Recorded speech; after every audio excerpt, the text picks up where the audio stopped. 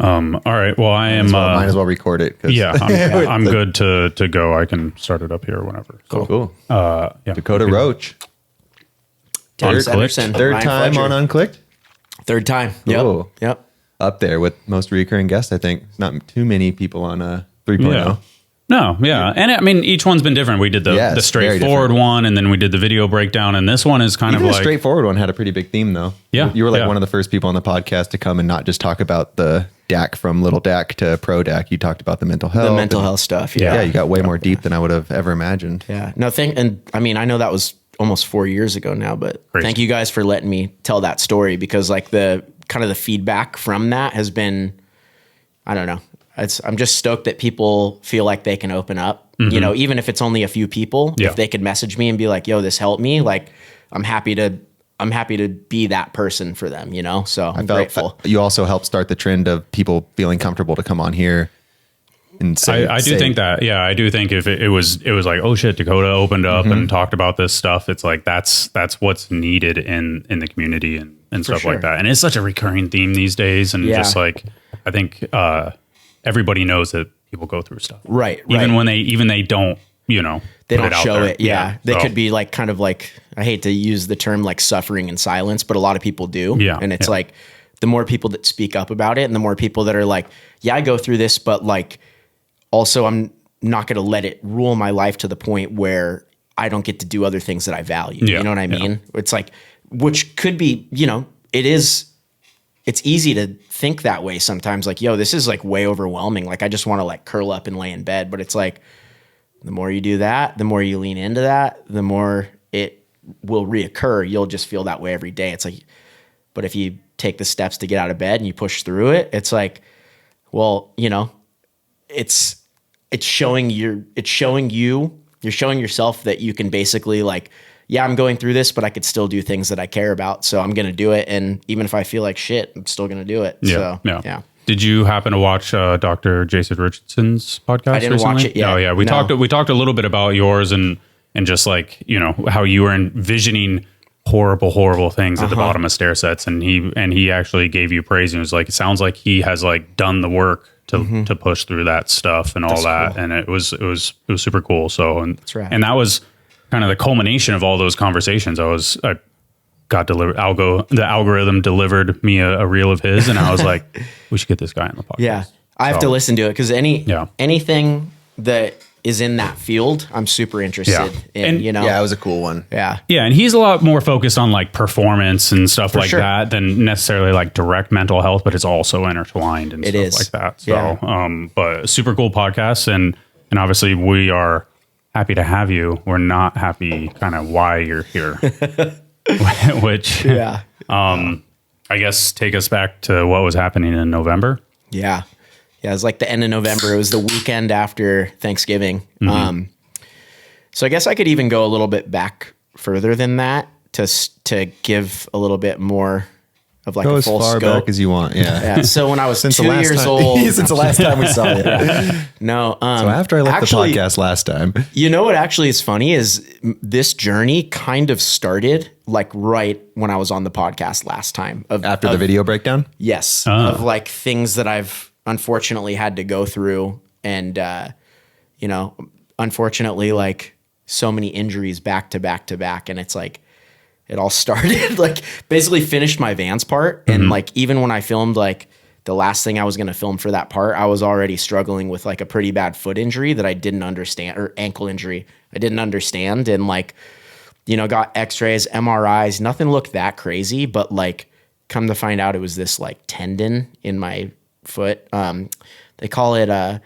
posterior tibial tendonitis. And so, yeah, I just basically had an angry tendon, but like I got misdiagnosed that it was like, oh, your foot might be broken. Oh, you have like bone on bone. There's like no cartilage in there. So I'm like doing all these things. I got like PRP. I got like this thing called Synvisc, which is like artificial cartilage injections. Like, dude, it's like spent like so much money getting all this done. Yeah. Come to find out, it wasn't that. It was like tendonitis that on an extreme level. On an extreme level. And anybody that's dealt with like, you know, tennis elbow or anything like that, it's like, me too. That shit the worst.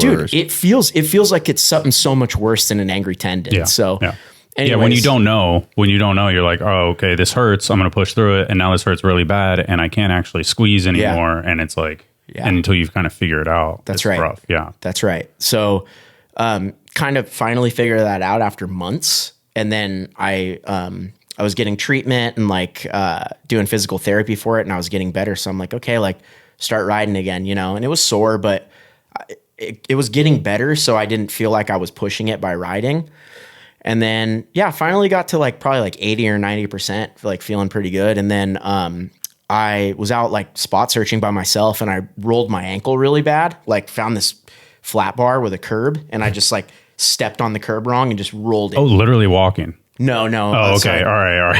I was like, it was like a 180 grind on a flat rail. And then like I kind of got my tire stuck in the upright and I went to jump off and I just landed right on the edge of the curb and just rolled my ankle bad. I was just thinking, imagine all that. And you're like, look at this flat rail with a curb. Oh, that's right. My ankle. I mean, it may as well have been that. It was just, it was basically the same. Still a curb. It was still a curb that I rolled my ankle on. Curbs, they'll get you. Yeah. And it was, it crunched. It was like, dude, that was bad, but I was walking on it and like, continued to ride on it after, and it didn't feel that bad, but I'm pretty sure I'd gotten like a hairline fracture in my fifth metatarsal when it happened. Mm-hmm. So then 2 weeks later, I was out filming. I was riding with Nathan and Calvin. They were working on the kink video, and I was like, Cal, do you mind filming this? Like riding this kink trail, actually down here, maybe in Vista or something. But is it the tan one? No, it's like maybe it's. Is it in the video part? It's in the video part, yeah. Well, I guess we'll go ahead. We'll continue the story and we'll jump into the video. Okay. Yeah. Yeah. And I did like a tooth over tooth on the kink trail. Mm-hmm. And I was like, okay, like stoked on that. But like, I wanted to just hanger through the whole thing as well, top to bottom. And I almost did it and got like kind of pitched at the end. And like the runway sucked. So I was getting a weird angle at it and my speed wasn't right. And I just got a bad hanger and my back wheel started dipping. So I went to jump off. And when I jumped off, my wheel hit my foot.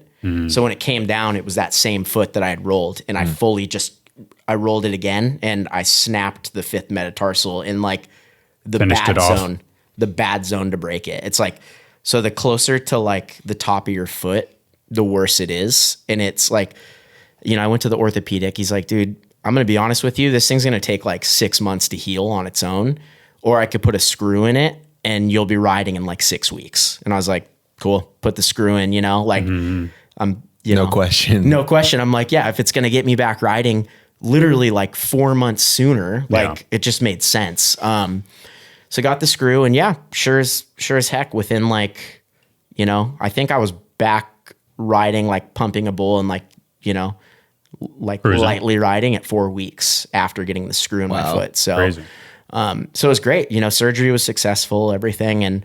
But from then to when I actually felt like it was like mostly healed, was, let's see, August, September, like October-ish, end of October, it started feeling like pretty normal. I didn't think about it as much. Mm-hmm. So, and at this point, like when you have a string of injuries like this, like when you get on your bike, do you feel like you, or no. does it, I felt like, mentally and physically like defeated almost like, dude, why do I just keep like doing this? 'Cause it kind of sucks because I feel like you can go 2, 3 years, 4 years, 5 years without a bad injury. And then maybe you get like a few back to back. And it's like, at least that's my own experience. And it's really like deterring. You're like, dude, like do I suck? Like what's going on?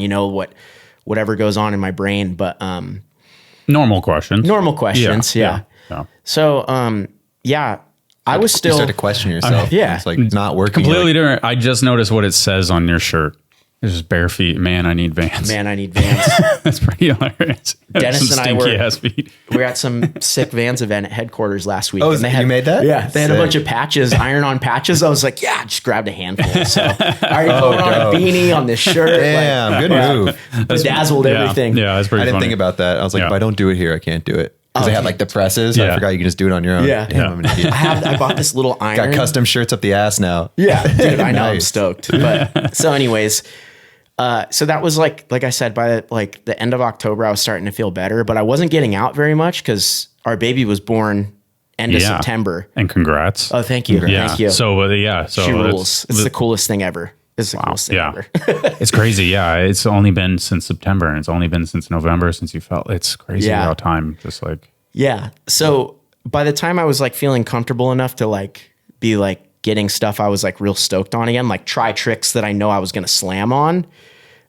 It was like November-ish and mid to end November. I was filming with Grant C on a Colt part. And, so yeah, I was like, I'd got a few under my belt in November that I was like, okay, like the momentum's going, you know, like let's get back up on a roof, you know, like I'm like have all these spots that I wanted to hit, have the folder. And, to your credit though, I saw a clip on Grant's camera at Battle of Hastings last year, the turn down to Smith. Oh yeah. And that was in September. It. Yeah. So you were firing some fucking thank you. Some gems out in September too, but I'm sure, you know, every once in a while you get something done and you're psyched on it. But like I think at that point, that was in July when I filmed the turn down to Smith. I was doing pretty good because that was between me rolling my ankle and breaking my foot and my other foot healing. So I had like I had like a month where it was like, all right, let's rip it, you know? What about the broken elbow when we were riding together and you landed in the mud in the big ditch? When was that? I forgot. Was that before everything, or was that in the middle of? That was the first thing. That was the first thing, the elbow thing. That was a freak act. We were jumping into the Euro Gap by Vans, the Huntington that clip one. That went kind of viral. Or whatever, and he jumped into it like it was water, but it was mud up to his fucking pegs. Yeah, broke his elbow. Yeah, Right, he broke his elbow. It didn't break, but it was, dude. It hurt for like a month. But like, I couldn't really ride for 2 weeks after that. So it was that, and then it was like elbow's feeling better, then it was foot, and then it was like, oh, foot's feeling better, then it was ankle. So it goes even further back. Yeah. It's literally like a year straight of like just not having one session where I felt like I was 100%, not even close. It was like always 80%. So then was there a point between feeling back to let's get on the roofs and the injury? How long of a gap was that? Because did you have a point where there was no injuries in between? No. What you're saying like October is like kind of when he started firing on all cylinders. Yeah. I'm bad with months. I'm like, oh no, you're good. You're good. Yeah. So July was pretty good because, like I said, it was between the 2 foot and ankle injuries, and I was feeling pretty good, and I was like outright. I'd go out on sessions and ride all day, and I wouldn't even be like that sore after. I'm like, all right, like this is good. You know, we're getting there, and then I break my foot, get the surgery, and then so like I said, October-ish, November is when I started feeling like comfortable enough to like I can take drops again, you know. But even at that time, like when I had my real bad slam, I still had a carbon fiber insole in my shoe because my foot, if it bent too much, it could snap it again. Yeah. So like I know a few people that have had injuries like that where it's like you have to wear the carbon fiber insole for like 6 months after the injury to kind of preserve that. It's kind of similar to like, what's it called? The scaphoid or whatever, that bone in your wrist, in the sense that it doesn't have very good like circulation and blood flow. So it just takes forever to heal. So I was riding with is that just feel crazy? Is it custom made, or is it something you buy? Where do you just buy get it that? For your shoe size on Amazon. Oh, okay. You have no bend in your shoe? It doesn't bend very much. It's carbon fiber. That's gotta feel weird. It wasn't that bad. Really? And I was just like so fired up to ride that you're crazy. Oh, you're right. No, pedal feel is everything for me. I'm like, I'm the dude that likes running shoes in until like I could see my socks. Cause I'm like, I like feeling that pedal. Yeah. So it was a little bit to get used to, but I was like okay with it because I'm like, if this means that I'm able to ride, then I'm just gonna do it, you know. So pretending it doesn't feel weird. Pretending it doesn't feel weird, yeah. And it's peace of mind, I'm sure, at some point, because if I put my foot down, maybe I'm fucked, or even if you just land hard and just snaps on the pedal. So because think about it, because even if you land on the pedal exactly, you can still fold your foot bad, you know. Or if you break a pedal and your foot fold, like So anyways, I was still. When I had my bad slam on the roof, that was the first roof I had gotten on in like, you know, months and months and months. So you really never caught a break all the way through. Never, since the ditch. And you're, wow, like a year. There, you have to, you know, like you pay the toll, right? Yeah. Like everybody pays the toll on riding, but at a point you're like fucking broke. I don't have any more money to pay the toll. I don't have any more strength, gasoline, energy, whatever you want to call it, whatever you want to run the analogy. But at a point, it's got to like what the fuck? Yeah. No, that's how I was feeling. And like, you know, and then to get into it, the top off of everything is end of November, feeling good, get up on the roof, feeling okay even about like the decision I'd made to try this trick. I was like, this is within my wheelhouse. This is in my realm of things I can do. Granted, like, you know how it is. Sometimes you find a spot, you get up, even if it's on a roof, you get up there without your bike and you're like, oh, everything lines up. This is perfect. And then you get on your bike and something feels a little bit off. Like maybe it's like the carve in to get speed or the distance between two obstacles. Could be anything. Could be anything. So I had a few issues with the spot, but like not enough to like deter me from trying what I wanted to do, you know? Should we, so I'm going to be honest. I watched it at the premiere. Yeah. And ever since then, I've skipped over it. Yeah. So I'm like, I don't know. I mean, I feel like we have to watch, I think I sent this via text. I feel like we're required to watch it once. Yeah. But then after that, we're not going to be like frame by frame. How do you feel about seeing the crash? I'm okay with it now. The only thing that I feel that's like, well, granted, I have a lot of trauma around the injury, but less about the slam itself and more about the repercussions and the kind of like, you know, getting a spinal cord injury and then having a young baby and my wife having to take care of us and like and the stress on my family, I guess. Those are the things that I'm very uncomfortable with still. And like, do you get those emotions from the crash? Is that what you're saying? Or just the memory that's of all probably those? Not the act of falling, but the consequences. That's right. That's right. Yeah. So it's like, even, and the one funny thing about it is like, I was like, I will never watch this slam. This was so bad that I never, in my mind, I'm like, I'm never going to watch this. And I was talking to Vish when he was editing the video and he was like, I put it in there, like, kind of like. He cut it up like decent. Tastefully, got rid of the gruesome, the break, like it shows you, but you did like censored the like. He did a great job of like kind of balancing between like showing what happened, but also not to the point where it was like people are going to throw up when they see it, you know? Yeah. But anyways, I saw the slam and I was like, bro, this didn't even look that bad. I feel like I fall this hard at the skate park riding around on No, it's how you fell. Though. It's how I fell. It's how you fell on your ass. Well, let's that was good. So that's the storyline leading up to it, the crash. Then after we can watch this and then talk about I know for a fact what happened after the crash is at 1:35. This podcast is brought to you by Source BMX. Officially the world's biggest shop. They run one of the best jams of the year. Mm-hmm. They have a distro in America and in England, so they are worldwide.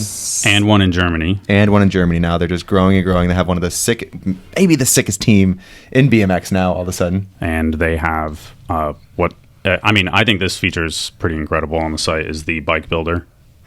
You can go in here, you can build it off of pros bikes. They have Smiley's bike, they have Stark, Garrett Reynolds.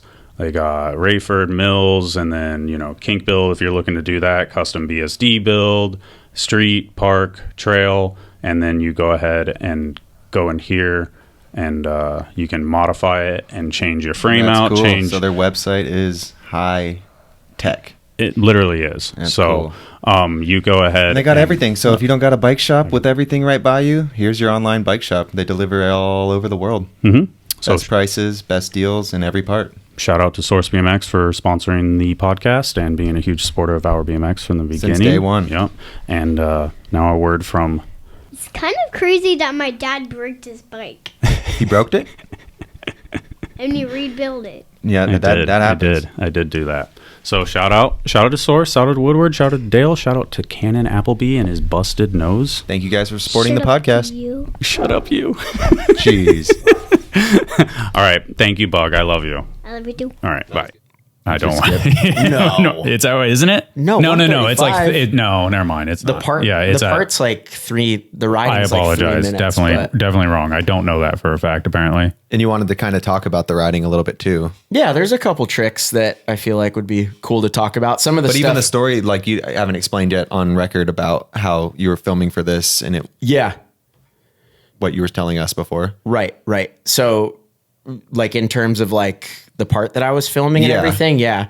No, I had full intentions. I was like, Robbie was like, hey, like, do you want to work with Grant C on a part? I was like, absolutely. Like he rips it, he rips at what he does and he knows the way things should look. So I was like motivated to work with him, and even like our first couple sessions, they were really like good and productive, Mm-hmm.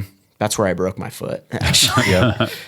But this was a spot I found right after I finished my Vans part. And I'm like, as soon as I'm back filming again, then wait, this is going too fast. Oh, you're good. You're good. I'm sorry. Yeah, we can go back as much as much. Well, we're as we kind of need. talking about two things. Like now we're talking about the clips. We were talking about because you were saying that this was the riding to you wasn't anything spectacular, kind of. But a lot of these clips are fucking sick. I'd say I'm hyped on half of it. Like, okay. But you know how it is. It's like sometimes when you're filming a part, if you don't get the amount of time that you feel is necessary, or if you get injured, it's like, even if things don't look different to someone else, to you, you're like, well, I wanted to do more at that spot, or I wanted to go back and do that better or add more, you know? So it's like, it's more my own inner critic and like, kind of like knowing, I guess, what I'm in my mind, what I'm capable of, and wanting to like meet that my own expectation. Yeah. And I think hearing, I didn't have that thought at all watching it the first time or the second time or the third time, but hearing you explain it now, I could see how you would, the string of injuries and all that stuff. And it's like, I never even really got up to speed. I never like started the part. That's what it was. Yeah. I have clips, but I didn't really start. In my mind, there's like probably like 5 to 7 things in this part that would have been applied to the part that I actually wanted to film. Yeah. It wasn't all of this. It was like a portion of this would be applied, and then I'd film 6 more months and get what I wanted, you know? So it's, you know, it's just my own issues in my brain. Yeah. But what happened with the injury? Like, it's cool that you even had so much footage to make this documentary style video. Yeah. Like epic footage into a documentary. Because if you didn't have anything, we were saying like there wouldn't have been the hook, because a lot of people don't want to see you fall. That's right. But this kind of brings you in like, whoa, really good DAC riding. And then the other half is the story. Yeah. It's a little unorthodox in the order, in the sense that it's like, oh, there's this cool riding, and then all of a sudden, oh shoot. But it's like, it almost had to be that. Like you were saying, it's like present the video with this riding that's like, yeah, you know, maybe not all of it I'm psyched on, but like I still really like the way Vish edited the part. I like the Morrissey song he picked. I like everything about it. It's like, but knowing in my heart I wanted more, that's the only hard part. But like doing that and then it transitioning into like something like a little bit darker. It's like, it's not like a typical way that you would make a video, but like I'm kind of stoked that we did it that way, just because it's like, it's a little different, you know? Yeah. So Cool. And it's called To Be Continued too. So That's right. So now we can talk about the clips. Yeah. I was really stoked on this clip. This was like, So the lot first of 2 work. clips are hammers. yeah, I was Dude, hyped on that. yeah. The first time I landed in the second bank well was when the nose worked too. So I Really? didn't have to keep doing it. Yeah, look at that. I would look at nose that. If someone took me there, I'd be like, what the fuck did you take me here? Yeah, it's tight up there, man. That was the hard part. You find ways to make everything. Not to mention, Do a that's crazy like spot. one of the busiest streets in LA. Okay, third clip's fucked up. So we're 100% now. I mean, that is insane. nose, Do you just consider that? I mean, is that one of the clips? So here's the deal. Yeah, these first 3 clips were with these. I really like this clip, and I filmed this actually with Calvin when I was working on my Vans part, and we had a lot of footage to work with, so that one didn't make the cut. That's interesting. Yeah. So no. Because you didn't include it in a video. well, I mean, I don't hate it, but it also wasn't like up to my my standards sometimes. Understandable. Yeah. And then 4th clip, okay, not a banger, but so fucking dope. Yeah, I was Setup wise, stoked on that spot. Yeah. spot and the trick, perfect trick for it. So I'm still saying 100% here. banger, sick setup, perfect trick.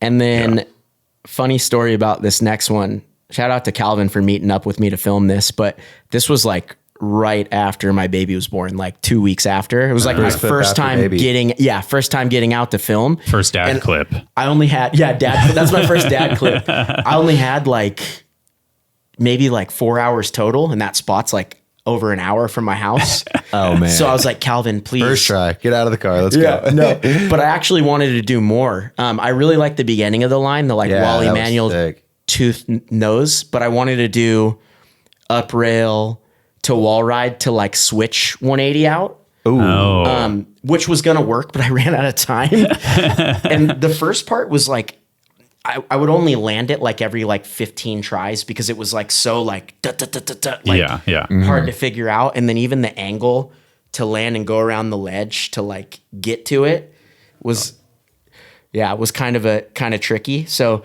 yeah, the cut in from the wall. Yeah. So then I was like, okay, well, I'll come back and I'll do something else on the rail to wall ride. So it's like the line and then like a harder trick, you know? Smart. Like, cause you could almost go grind up to like peg stall on the top too. Yeah. And then, I was hyped on this too. Was that a nose manual down there? Or did you hanger down all those? It was a nose manual. Let's watch that again. Yeah. Big screen. Yeah, you can see him. Yeah. I thought. Let's see it. Yeah, this was probably like the week before my injury when I was out with Grant. I was feeling good at this stage. Yeah. Like I was like, okay, I could run out of stuff. I could like fall and I'm okay. Like that was sick. Yeah. Yeah. Oh yeah. Yeah, I was hyped on this line too. I guess I need everything's sick in here. Yeah. I think you just wanted more to complete. I wanted more. I don't want to speak for you, but every clip is sick. Almost that was pretty chill for you. That was chill, but that was fucked up. So I almost did. I was so close to doing nose wall ride 180 backsmith on it. There we go. That's what you were looking for. Yeah, that's what I was looking for. But dude, so again, this isn't a standout clip in my mind, but the story behind it's insane. Bro, I went to spray adhesive on the wall because it was getting slippery. There's cameras pointing at that spot. Dude, gang unit pulled up on us. I'm not kidding. Like 5 cop cars, gang unit on the ground now, like freaking out. Like, who's doing the graffiti? We got you on camera. It's like glue. I'm like, it's spray adhesive. I'm sorry. So they're like going around the building, checking, like seeing if the paint's wet anywhere. I'm like, I promise it's spray adhesive. And that building was like abandoned anyways. Yeah. But the funny thing is that's crazy. My cousin is a cop and he was the one that told me about that spot. It was in an area he patrols. He's like, dude, they built these like storm cellar door things to keep homeless people from sleeping on this ledge. You should go ride it. And I was like, dude, that spot's sick. That's amazing. So yeah, I had the idea to do nose wall 180 backsmith and it didn't happen because the gang unit came. We finally caught you, porn. Yeah. Porn. So if you ever see porn up getting up, that's me. That's you. That's me. You threw up porn. I was hyped on the over ice. That's cool. Over ice to hanger. I've always wanted to do that on a real rail. So Another Calvin clip. yep, Calvo, Copenhagen. Another one you piece. didn't use for Yeah. illustrated. That's right. Because you didn't, but a different clip from the spot was in there, right? It's been a while. No, a spot right around the corner. That Right around looks the like corner. it. Okay, Yeah. all right. Yep, same day and everything. And I was hyped This on one's this too. crazy. This was, yeah. Yeah, Same shirt, no patch. that's right. It is. And that's where you rolled was the your tooth. ankle That's where I rolled my ankle. Yeah, or broke your foot. Is that what broke, broke your yeah, foot or it's rolling? like my foot. Yeah, but I rolled basically like it's. See, you're enjoying yourself. Look at that. Smiling. Yeah, I was feeling good at this point. I was like, I'm getting some tricks. Yeah. This is my favorite. I love think. this one. Yeah. I think a lot of people's favorite. I like your Instagram caption summed it up well. Yeah. That was to speak on that, I guess, if people didn't read the caption. This was the reason I started filming a part. I was like, I finished my Vans part. I'm like, I need motivation to start something new. I never really liked to. You're probably the same way, Dennis. It's like, you don't really like taking like large breaks in filming. You want to just keep it going. You're just like, okay, this part's done. I'm happy with it. Let's keep cracking, you know, like strike while the iron's hot, you know? Is that a saying? Do people say that? Strike while iron. I think I've heard that. Old people, yeah. Yeah, like me. Yeah, me too. That's why I know. But this was the spot. I was like, yep, that's it. That's all I needed to start a new part. And It's part of the fun too. When you're not working on something, you're kind of like, I feel like I'm not just missing some of the fun with That's BMX right. and what we do. That's right. Like It's I'm progressing and stuff, but I want to yeah. take this somewhere. Let's go film it. That feeling when like, I don't know, when you start on a new project too, and you're just like, all right, like, you know, camera dudes are ready. Like, all right, let's rip it, dude. It's like that start of something. It just feels so like, I don't know. It's like a cool experience to have. So, Oh yeah. Probably the best because everything like it's a blank canvas after this. You got this sick clip and now it's like, all right. Yeah. Because when you're 75% in, that's when you start losing your mind a little bit. Yeah, You're yeah. so particular. That's and right. You want to That's finish right. and you already have this many of this trick. yeah. But I didn't make beginning. it. I didn't make it back to this until like,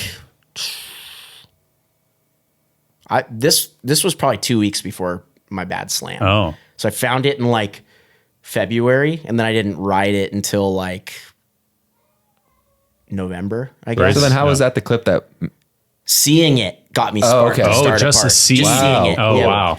Yeah. No, I saw it and I was like, I'm coming back for this. Like, Oh, wow. That's But- even more epic. well, I also had to wait until summer was over because that's like one of Damn. those like Fountain things. fountains. Huh? Yeah. So water's just shooting everywhere. That makes sense. Yeah. I mean, it was even wet. See in the landing. Yeah. I kept sliding out on that. What a spot. It's so sick. Did Drew Haas do something there? I think Mastroni was saying. He did? I don't know, but I couldn't remember. Dude, it. that would be sick. He said he did. I think he it's a just different one. grinded over it. The whole thing? I think so. That's something so like, sick. something It like must that. have been a different one though, because he said Drew just grinded the first two. But go back. Yeah, but that's what I was. What are the That's first why, two? honestly, that's why I asked if it was in Long Beach because there's a similar think there's a spot similar in, one. in No, there Long is- Beach. there's one in and- Long Beach, yeah. and you can grind over two of them. Yes. But then I was like, is that in Long Beach? And then he was like, no, it's somewhere else, or Riverside or something Yeah. like that. So Yeah, I think they're definitely got to be so different. because that one's in Riverside. That one's in Yeah, Riverside. so- Yeah. and there's he- not two to grind over either. Could when be you- somewhere else, I guess. I don't know. Maybe Yeah. there's another one that exists somewhere. Yeah. I was stoked on this line too. Yeah, we were geeking about this one. we did the news podcast, so Yeah.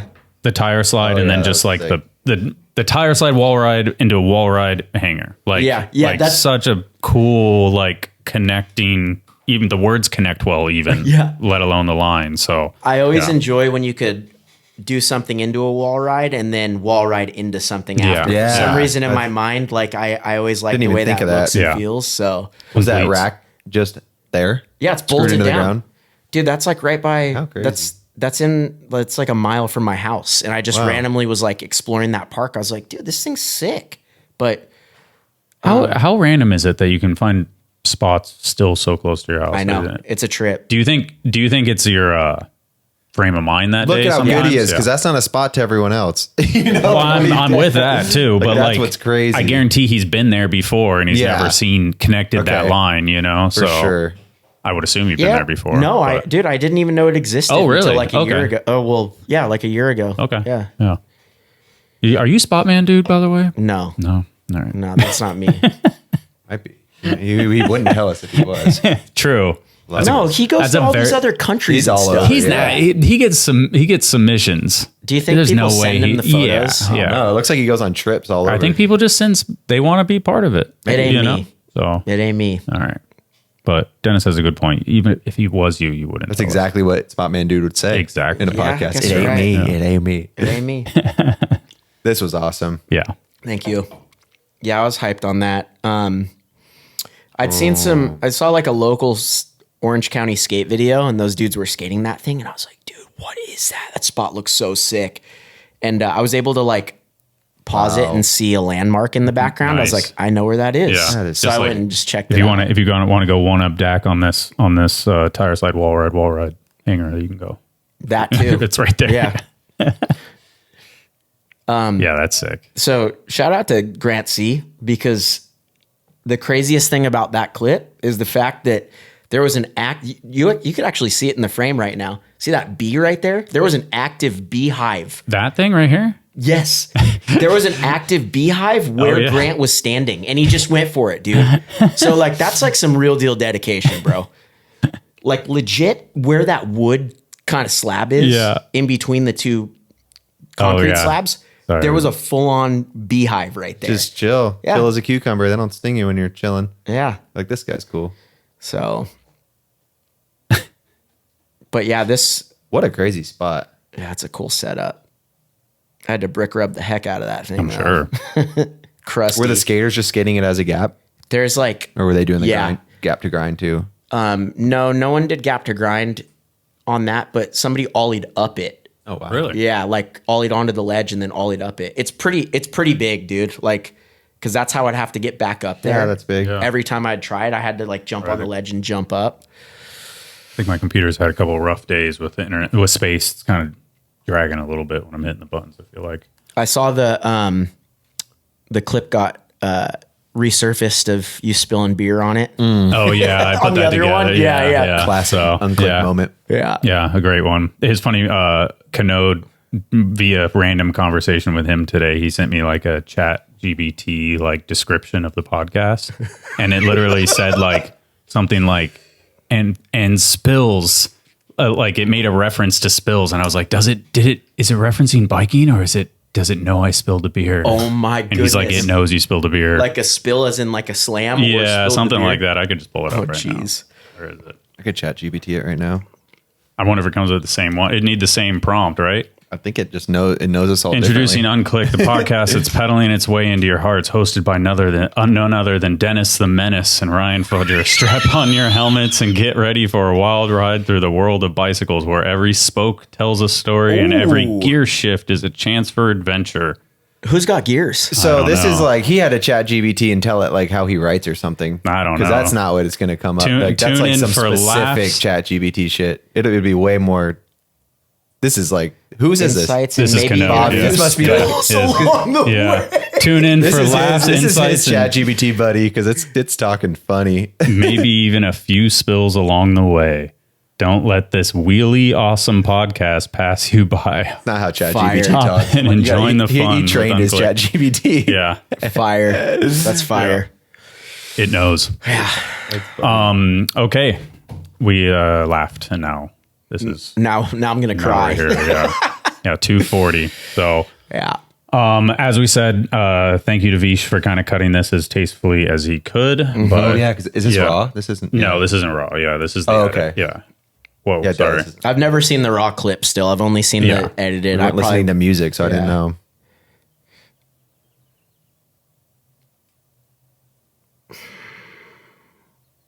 Yeah. Dude, my bike did not want to let me go either. You see, it just kept hitting me in the head. So I think does it come with the phrase or what you say afterwards? I think, yeah. All right. We'll pause, but yeah. Yeah. Yeah. So I guess like maybe a little like insight into that day and kind of. We'll take that off. We'll take the screenshot of it off. Yeah. Yeah. So it was like, I don't know, whatever, right after Thanksgiving, like schools were like free for all, but it was a weekend. So it was whatever. But, I was talking to like Calvin and Nate, and since they were working on the kink video at the time, I was like, hey, I'm going to go meet with Grant C and we're going to film some spots like kind of, LA-ish area if you guys want to link up. And everybody was down. So it turned into like pretty cool session, and, we were there at that school for like 2 hours before I started filming, because we were just having a good time. Like it was just like me and Nate were like, oh, let's like do this, like let's see how long of a line we could do through this school, because there's just like some random handicapped rails and some like little benches to grind or rail hop. Like we're like, oh, we're gonna start on this end of the school and like whatever. So we're just doing that, having a good time, and then it was like, everyone's kind of just like in a good mood, and I was like, all right, like, good time to start trying this, Is that the reason why you guys were there? Was that set up? Okay. Yeah. I thought that was going to be like, didn't know if it was a byproduct of being there for 2 hours and you spot something. Okay. I found that when my foot was messed up. I was out spot searching and I was like, oh my gosh, this setup's so sick, yeah, but so I just started trying it, and like I said earlier, the angle for like coming around to do the like over the L to switch Smith on the first part of the roof, it didn't really give me much room to like get the speed that I needed. So like you can see it. I see that wall behind it. Mm-hmm. That wall behind it is like really only like 15 feet away. So there's like not a lot of carving room. You can see, you can see with your lean right there that you did a swoop. Yeah. So like, and it's like, I didn't realize how scary even that first part was going to be for me. Like, because that ledge is kind of narrow. It's a switch Smith. It's like a weird angle that I would never take to do that. Mm-hmm. But I was like, whatever, I'm going to try it, and did the Smith a few times, and then jumped into the roof. You can kind of see trying to like swerve to get speed right there. Yeah, that was a pump. That wasn't just a swerve. That was like a speed pump. The gap to the roof, it doesn't look as far as it really is. It's pretty. It's over a bike length. So it's just long enough. You didn't have the speed. Yeah, I didn't have the speed to like. You dove into it. I dove in, but you can already see like in those first couple frames, I was planning on deck checking that time. Like I wasn't like, all right, this is the nose and I'm going to land it. I went to drop my back wheel onto the roof to deck check it and then ride off 2 tires. Cause I had done that a few times. I was like, oh, I didn't get steep enough, deck check, and just boom. And then just jump off 2 tires. Like no problem. So I dropped my back wheel to deck check and I just missed the roof. So I basically unintentionally. That's why your feet were probably still on the pedals for too long. That's right. Yeah. It wasn't like I didn't, it wasn't like I intentionally tried to hold on to that nose. That was like me trying to drop it onto the roof and then ride off. So it was like double whammy, you know? It was like So you were steeper than you thought you were and you tried to deck check it and you actually did do the nose manual essentially? I did do the nose manual. Yeah. So when I went to drop my back wheel, it missed the end of the roof. Yeah. So and you're already pushing into it. I was already pushing. Yeah. And I mean like from that high in that position. Can we watch it in the speed again? Because I never even noticed that. Like, just watch through the clip. Sorry, I'm not trying to cut you off. Oh, no, you're good. You're good. Is it cut up to where I didn't notice that, or I'm not paying attention? No, it doesn't. It cuts before. Yes. Okay. Yeah. So you don't know. Yeah. So you never see that. You never see it. Okay. I mean, which is fine, you know. Yeah. And it is what it is. Like, we're doing this podcast, learn every little. I mean, you can infer what happened essentially. Like you land on your ass, so you looped out. Yeah, you think it's a loop out though? Yeah. I did. I did. Yeah, which essentially it was. It is a loop out. Yeah, because my back wheel didn't hit anything, and I forcefully dropped it. Yeah, so it's like it's such a different. It's like an accidental loop out though, because you went to smack your back wheel. It's like and hold you up. The opposite of a case you didn't see coming. How close were you? You know what I mean? Like, how close did you get to the actually hitting it? Have you ever seen that? Never seen it, but I'm pretty sure. Well, I didn't. It had to be so close. It was probably like I might have even grazed it. Yeah, you know, like it was that close. Yeah. But didn't give you enough. So there's some words in the video. Do you want to play those, or should we just let you explain it? I mean, I mean, I feel like we could just like talk about it. Yeah. Okay. The words are. I'm just going to be repeating it in different ways. Yeah. So there's that moment where it's like I'm paralyzed. I can't feel my legs, and that's a shit where I was like, like I just. So like to that point, I just remember like going to deck check, not hitting it and being like, oh, I'm looping out. Mm-hmm. Like, okay. Like I didn't think it was going to be that bad. And then I didn't hit my head or anything. My tire grazed my face, but it didn't I didn't get like stunned or KO'd or nothing felt weird in that sense. But I hit the ground so hard on my ass that all I felt was like this flash of lightning almost like this, like just shock. It was shock. It felt like shock. Yeah. Legitimately, like I got electrocuted or I don't know, struck by lightning or something. So, and then I'm like, whoa, what was that? Like when I'm on the ground and I do this thing sometimes where like if I have a really bad slam, I have a hard time staying down because I'm almost like I need to get up and gather my thoughts. But whereas like if I have like a mellow slam, I'll lay there for a little bit like, this was like, I have to get up. Like, what was that? And I went to get up and there was nothing there. Like my legs weren't moving. I was like moving my upper body and my legs were not moving at all. And my first thought was I hit so hard that I broke like my legs. Yeah. Like I thought I broke my legs because they were completely disassociated from my feeling, my body, So I'm laying there on the ground and I'm just like, oh my God, oh my God, oh my God. And then I'm just like, guys, I think I'm paralyzed because nothing couldn't get him to move, And it was like, I didn't know this until after I watched it, but my legs kind of like, you could even see it in the video. My legs are kind of twisted up when I'm going to get up. And it's like a spinal cord injury repercussion as your legs kind of like cross sometimes.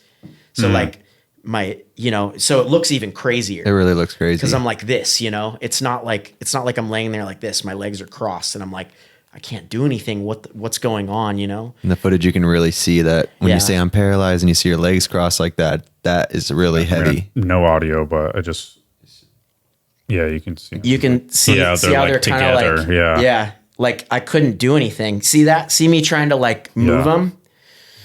So, it was strange because like my back, I didn't feel it in my back. I felt like a little bit of pain. The lower back was what broke? It's mid-back. Mid-back? Yeah, it was T12. So it's Crazy like, you can move your back like that and not be hurt. that's what I'm saying, dude. And it was like, it was a trip because the whole time the pain I was feeling was in my ass. Like I was just like, I hit the ground so hard. That's where the pain was. And then I couldn't feel my legs. My legs were numb and my ass hurt, you know? But then I was like panicking really bad. So I'm like squirming around and Calvin walked up and Calvin was like, hey dude, like stop moving. Like you probably shouldn't move because, you know, he didn't say why, but in my mind, I'm assuming he's like, you probably broke your back, dude. Like you shouldn't be moving. You don't want to like displace anything, you know? Yeah.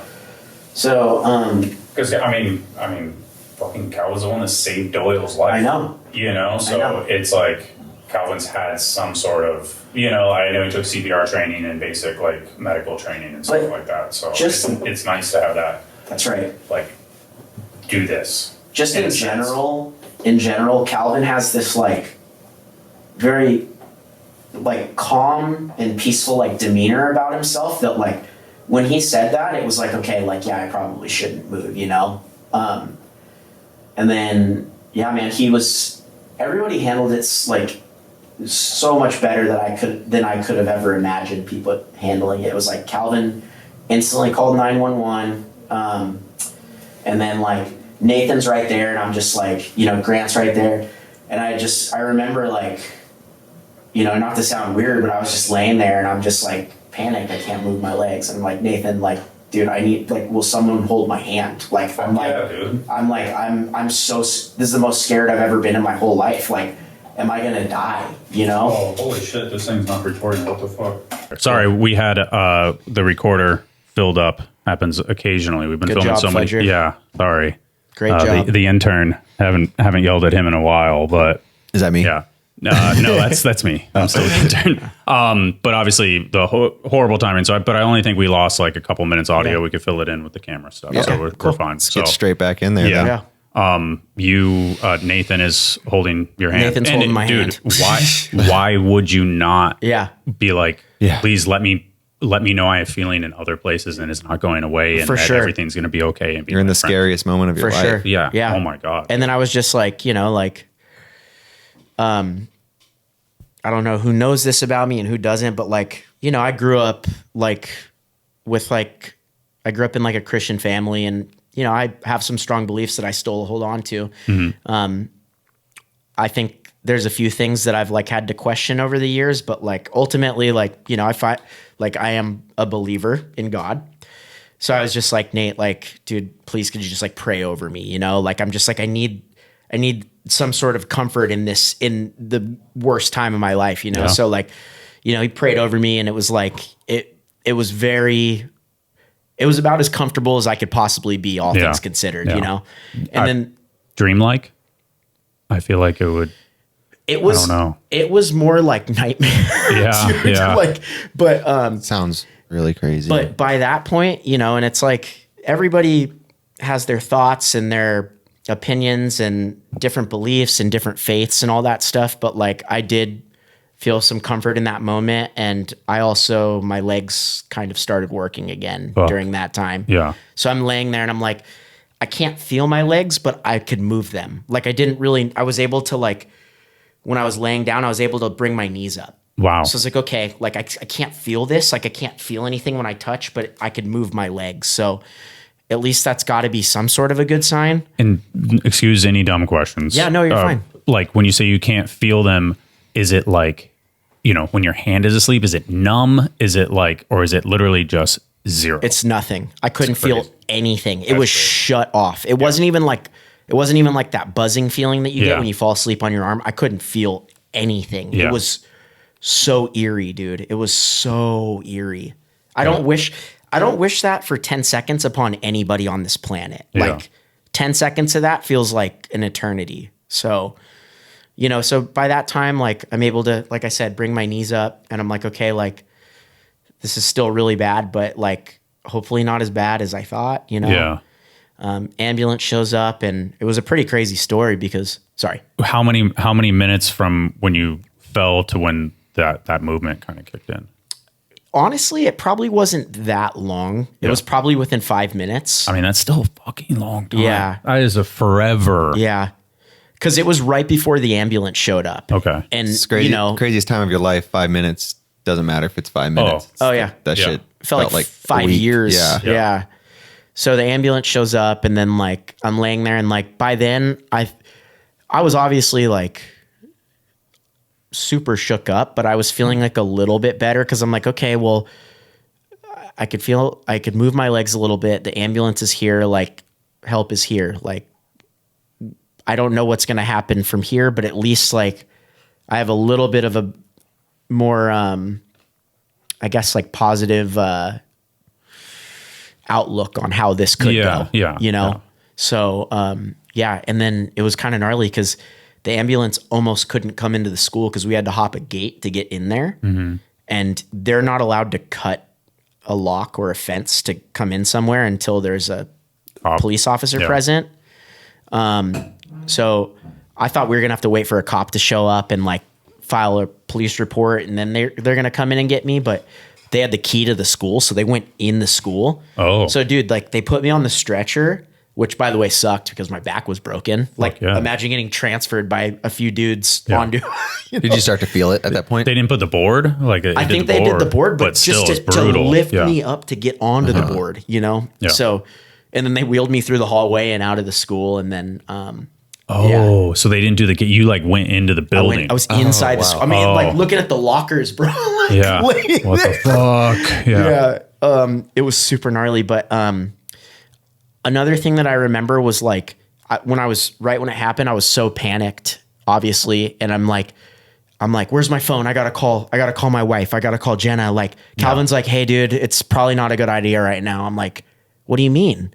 He's like, well, maybe wait until we have a better idea of what's going on because you're going to scare the hell out of her if you call her right now. Yeah. And I'm just like, I'm just looking for comfort. I'm like, I need to hear my wife's it's not for her, it's for me. Yeah. But like, so I didn't. Yeah. And I didn't call her until I was on the stretcher going to the ambulance, and I called her, and by then I had like calmed down enough to where like I wasn't like manic when I was telling her, but she can tell something was up. Yeah. So what did you tell her? I was like, hey babe, I had a pretty bad fall. The ambulance is here.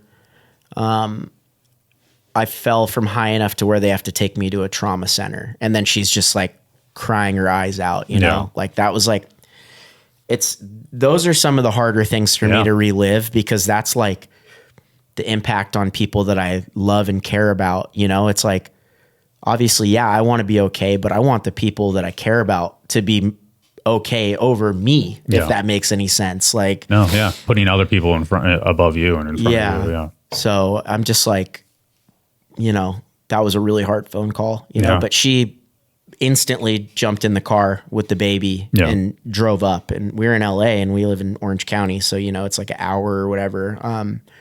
She got to the hospital pretty quick, but she got there even before like they were able to do anything for me. Yeah.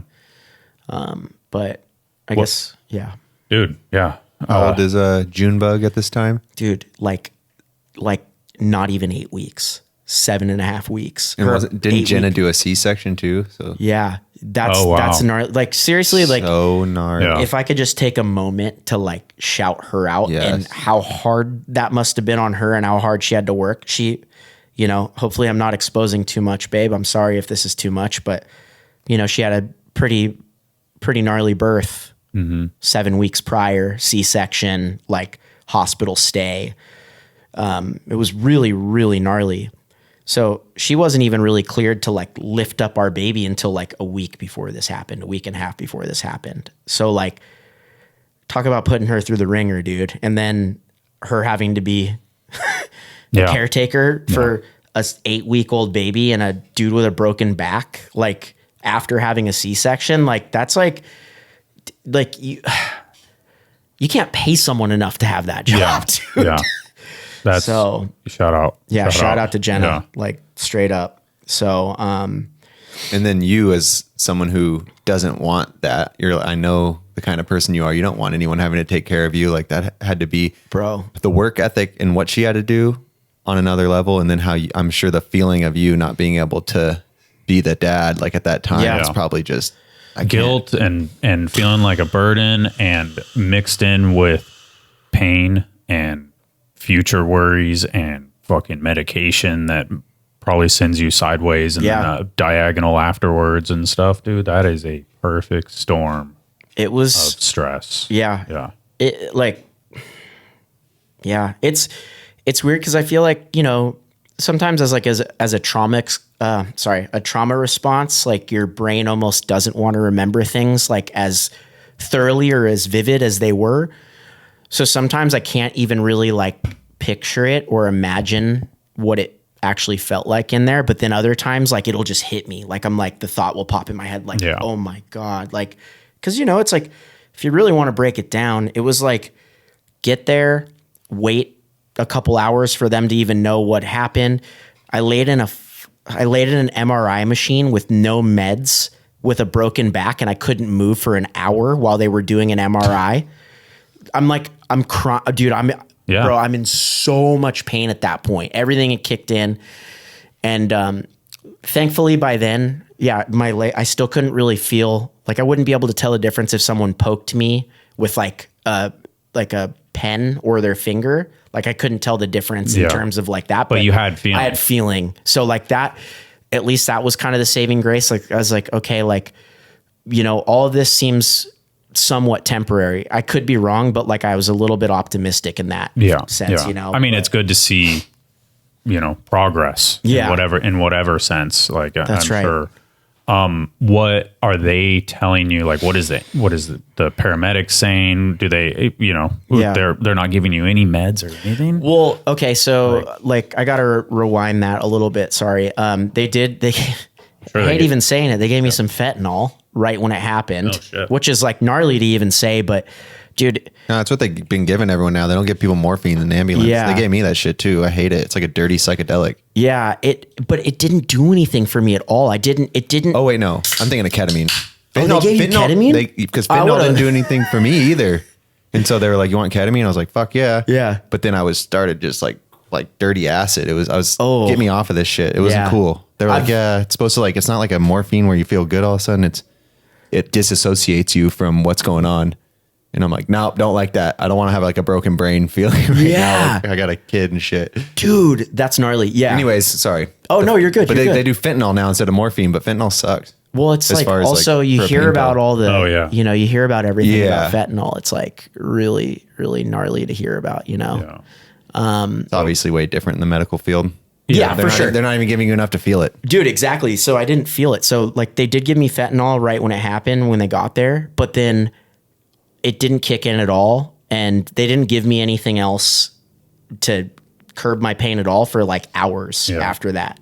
So, and I remember like the other thing was, it was after a holiday, you know, it was after Thanksgiving. Hospitals are just jammed after holidays for whatever reason. They didn't even have like a spot for me. I was in the hallway screaming bloody murder after this MRI. It took like 2 hours for somebody to come get me and move me to a room. It was so heavy. Did you have anybody with you or anything? You're literally I was by myself, bro. I was by myself, and I kept calling Jenna crying. I'm just like, I don't know what to do. Like, this is like, God, she's a saint. She's a saint to go through that. But so yeah, and then hospitals are just getting like that in general. Dude, it's crazy. That's how my experience was too. I mean, that was Benny too. Yeah, it's like just don't try not go to the hospital. They're fucking getting shittier and shittier. Benny had told Thank God me, to all the people doing healthcare because we need those people. But I think less people are doing it. Yeah, for sure. COVID got everyone scared of that shit. Yeah, Benny was telling me about their experience, and it was like, similar, pretty crazy. Like, just sitting out in the hallway. Yeah, not screaming though. That was Dennis's advice. He's like, scream next time. Say you're in pain. You have to. And it's like, but Dak did it. I was doing it, and they didn't do it, dude. I swear, just getting flooded. It was like rooms. And it's like in those situations, it's just technicians a lot. It's like an X-ray tech or like an MRI tech. They're just staring at me while I'm like, yo, somebody give me something. This is like, I can't handle this any longer. It was, you know, it's nauseating. And I didn't have anything to drink. I didn't have, like, they wouldn't give me water. They wouldn't give me food. Yeah. Brutal experience. Yeah. Brutal on a level that I don't think I can even relate to. And I consider dudes like, you know, upper long-standing professional bike riders are generally like the toughest motherfuckers on the planet because you have to be, and you don't complain about it. And if you're complaining about it, I go, if like, you know, Gary's tough as shit. And I was like, if he's like, dude, this hurts so fucking bad. I'm like, okay. You know it's bad. Yeah. If Gary's saying it hurts, it hurts. Yeah. And it's like same for you, same for him. Like you just don't bitch. Yeah. And Dak's thing though is just like, that's like on a fucking level. And then the pain's getting excruciating. Yeah. Oh my and the fear and everything else palpitating. When you're in that hallway and you're like, you get the sound of the MRI machine for a fucking hour.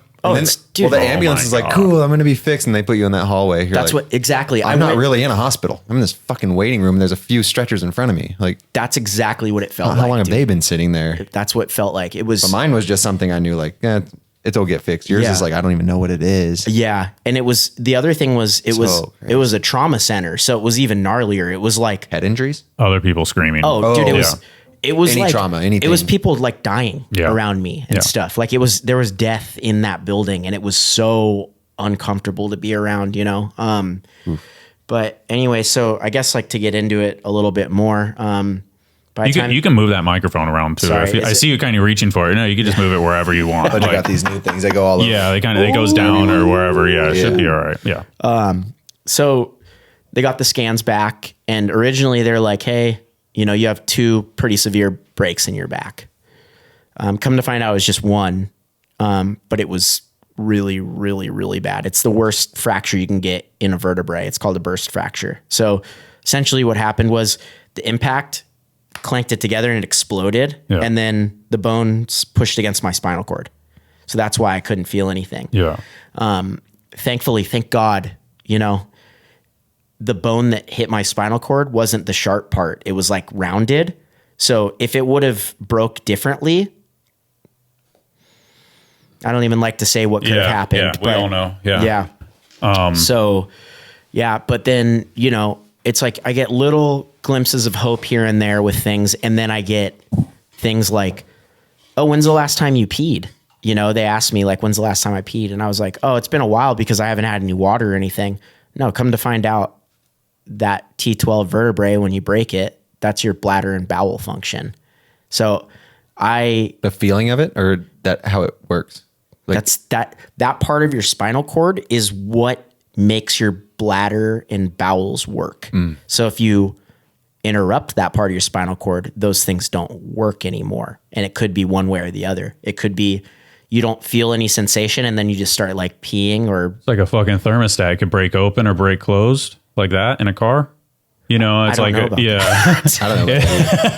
You know, you have a thermostat that like regulates the heat and it can break open, which means your car never really gets, it takes a long time to get up to temperature. Yeah. And then it breaks closed where your car starts overheating. Yeah. So it's like, it sounds like that. Sorry for the car reference. No, you're good. You're good. But yeah, my mind is blown right now. I've never heard that. So we're spine. So I'm laying there and they're like, you know, they give me like a bedpan. They're like, hey, you have to try and pee. At this point, you know, I can't go to the bathroom because I can't walk. I can't do anything. Yeah.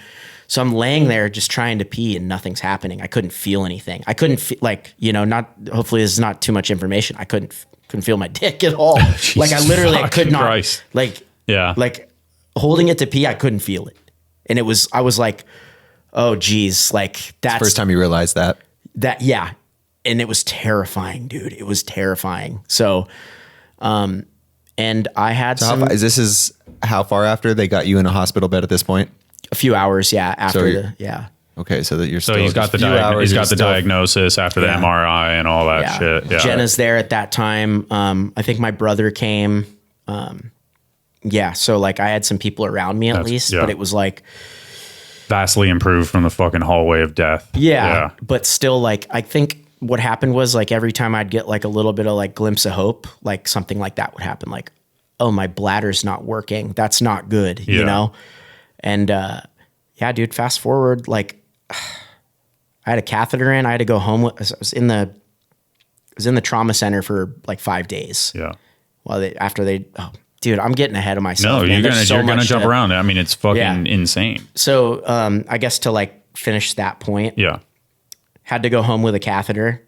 Couldn't pee on my own for 3 weeks. 2 weeks in, I went to a urologist and they took it out to try to see if I could pee on my own. I still couldn't. So they had to put it back in. And then when I went back the week after, thankfully I was able to. But then I developed a gnarly bladder infection, and I might still even have it at this point, dude. Yeah. Like I had to have, this was only like a couple months ago. So it's like 3 months after the injury. Home health had to come to my house every day and give me an IV of like antibiotics, and because that shit can like permeate your entire body, right? Like a bladder infection like that. Yeah. So I was having to deal with that in the midst of all this. Yeah. So, but anyway, so back to the hospital. Yeah. Okay. Yeah. So yeah, I mean, are they like, all right, so you have a burst fracture of your spine. Mm-hmm. You're fucking lucky, is essentially what they tell you. No, like, they didn't even tell me I was lucky. I didn't learn about like the severity of the fracture and if it would have been a little bit differently until like months later. Oh, okay. Yeah. They kind of told me what it was, but I think what would happen was like, it was so overwhelming, the situation I was in.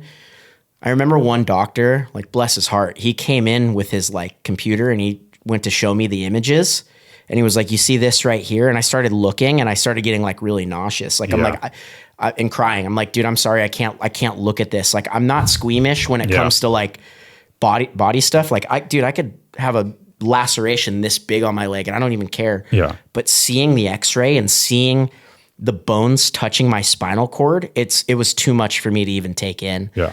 So, I understand. Yeah. With that being said, between that, I was like, I want to see what Dennis's face looks like because I feel like mine just looks fucked right now. Yeah, I'm listening. Between that and the fact that my bladder didn't work on its own, they're like, they had to put me in emergency surgery at like 4 a.m. They were going to wait. So where is this at in the timeline? This is that night. That was that night. So the slam happened around noon. So this night. Okay. So emergency surgery at 4 a.m. Because they figured out what was going on. They figured out, they were like, hey, since you can't tell the difference between like the top of a pen or the back of a pen touching your leg, like you can't differentiate what's sharp and what's dull. Yeah. And the fact that my bladder wasn't working, that was enough to where like, we can't let this go on much longer, because the more inflammation kind of gets in there, the more of the chance of like the spinal cord shutting off more. So it was like, they needed to just get in there and do it. Fucking awesome. They figured that out quick. And could thank have been God, a mistake something they didn't see that. That's right. That fucked you up. And thank God, like it's a good trauma center, like it's in LA, USC, neuroscience center of USC. So I was in good hands at least, Overworked, but good hands. Yeah. So, and I just remember like another shout out to my wife. It was like, they came in at, like I said, 3 or 4 a.m. and they told me like, hey, we have to take you into surgery, like now kind of thing. And I remember calling her and she got a hotel down the street, because I think visiting hours only go till 10. So she couldn't even be there. Yeah. So I called her crying, I'm just like, they're going to take me in for emergency surgery. Like, I don't know what's going to happen. Like, could you please like come by and just see me one more time before, So like I saw her and I was just like, dude, it was, it was tough, because I'm just thinking about like my new baby and her and my family, and just like, but she was so like strong and encouraging that it was like, okay, like it's going to be okay. They told her the surgery was going to be like 2 or 3 hours. It was 6 hours. So she's calling the hospital freaking out. I didn't get out till like noon the next day. And I didn't wake up till the afternoon. Like, oh my God. And then from 4 to the afternoon, from 4 a.m. I didn't wake up. I think they put me out at like around, like I said, 4 or 5, 3 or 4 or 5. And then I didn't, when I woke up, I saw the clock. It was like 2 p.m. Yeah. 12 hours. Yeah. So like, and then I remember waking up and they came in and they checked my legs and they were working. Like everything, like even like, granted they were a little bit weak, but like in the grand scheme of things, like I was able to like, they'd put their hand on my foot and they're like, apply pressure. I was able to do all the stuff. one of the doctors was like, dude, like, I know this isn't your full strength, but you already have the strength of somebody that didn't sustain a spinal cord injury. And this was 24 hours after I broke my back. So like, you know, like I said, everybody has different beliefs as to like the way life works and everything. But like, you know, I would like to think that, you know, that's God's way of saying my job's not over with this. Like, you know, and I don't know what, this is the scary part, is like, I'm doing better and better and I feel great. There's still some things that need some work before I can get back on the bike. Yeah. And I'm just like really hoping and praying that like that is my future still, you know? Yeah. Yeah.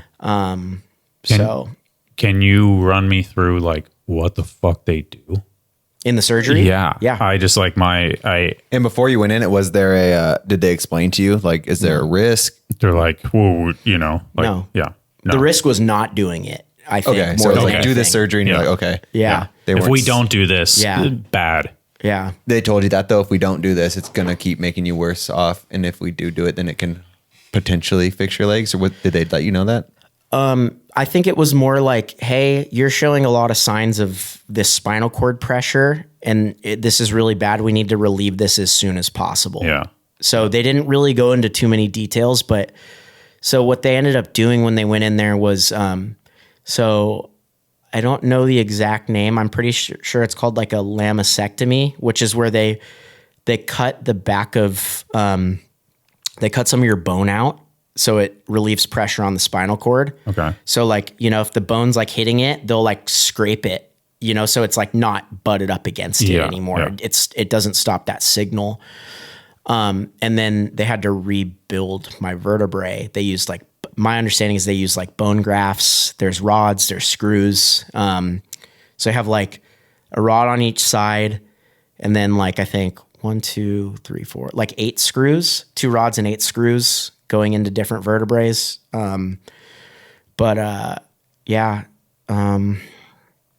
hours. 6 hours. Fuck. Did some work. Yeah, they did some work, but yeah. Did you know shout out to those fucking geniuses. Dude, straight up. Did you know that when you woke up, you might be able to move your legs again? Or did you wake up like so hyped?